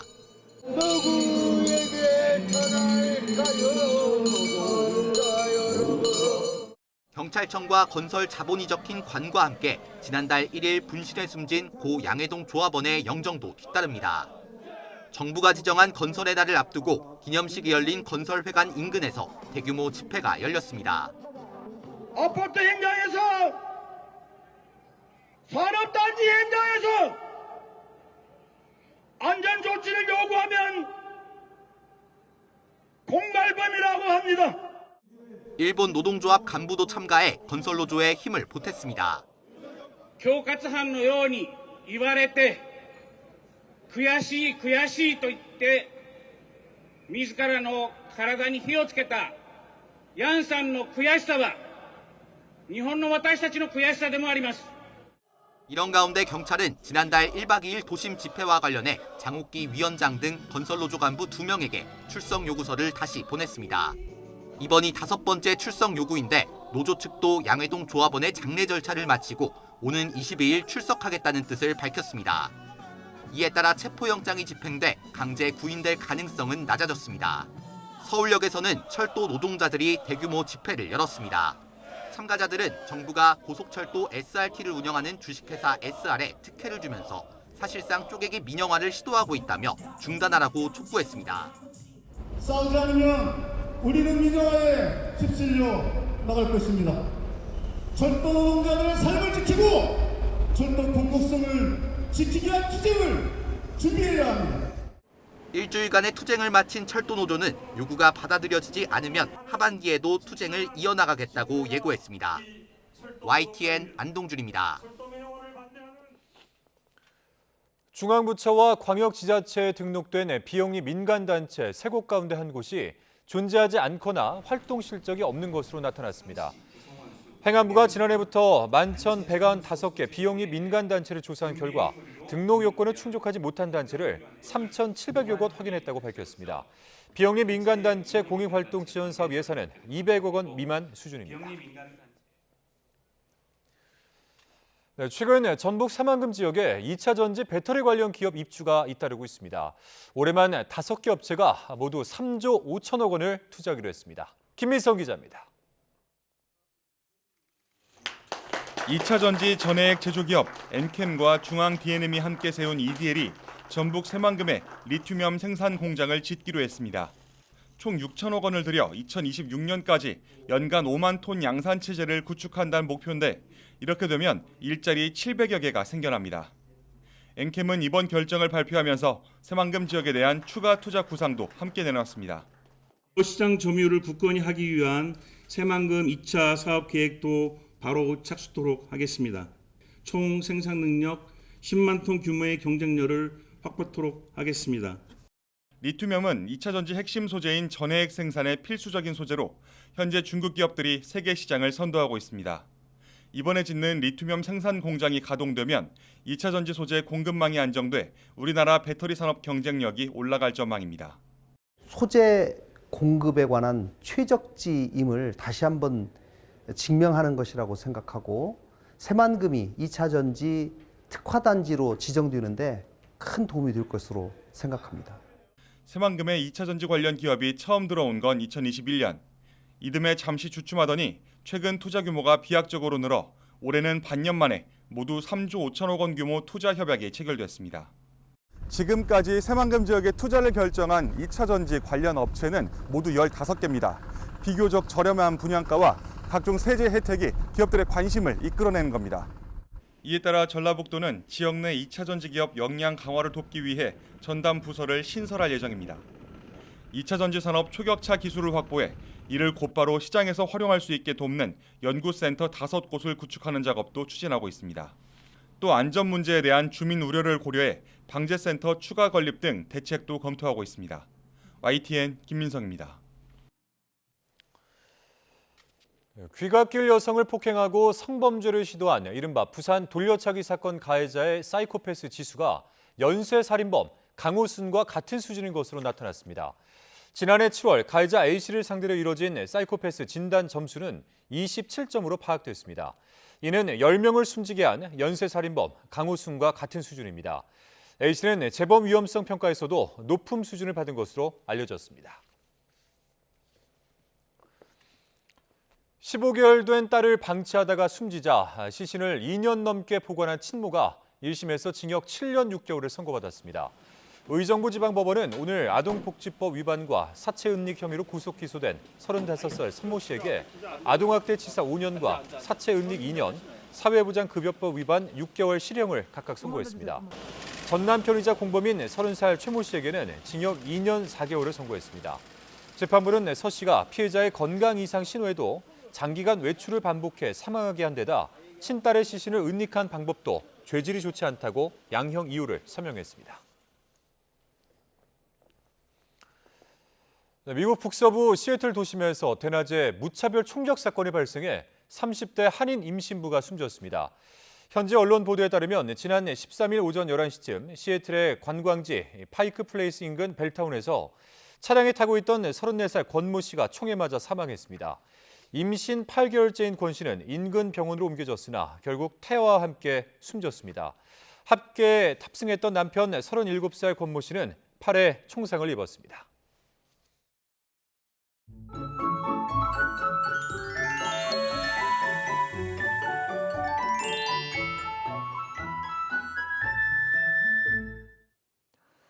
내일은 더위의 기세가 더 강해지겠습니다. 떼약볕이 기온을 크게 끌어올릴 것으로 보이는데요. 서울 낮 기온이 29도, 광주 32도까지 오르는 등 오늘보다 기온이 더 오르며 여름 더위가 기승을 부리겠습니다. 하늘은 대체로 맑겠습니다. 계속되던 소나기도 없을 것으로 보이는데요. 다만 전국적으로 자외선이 무척 강해지겠고 높은 기온과 강한 햇볕으로 오존 농도가 짙게 나타나는 곳도 많겠습니다. 외출하시는 분들은 자외선 차단제 꼼꼼히 바르고 오존 생성이 활발한 차도에서 되도록 멀리 떨어져 이동하시기 바랍니다. 내일 아침 기온 오늘과 비슷하거나 조금 높겠습니다. 서울 19도, 대전 18도, 광주 18도, 부산 20도로 예상됩니다. 낮 기온은 30도 안팎으로 크게 오르겠습니다. 서울 29도, 대전 31도, 대구 32도로 예상됩니다. 주말 동안 기온이 더 크게 오르겠고 특히 휴일에는 올여름 가장 더운 날씨가 찾아오면서 올해 첫 폭염주의보도 내려질 가능성이 있겠습니다. 날씨 정보였습니다. 네, 목요일 뉴스라이트 마치겠습니다. 함께해 주신 여러분 고맙습니다.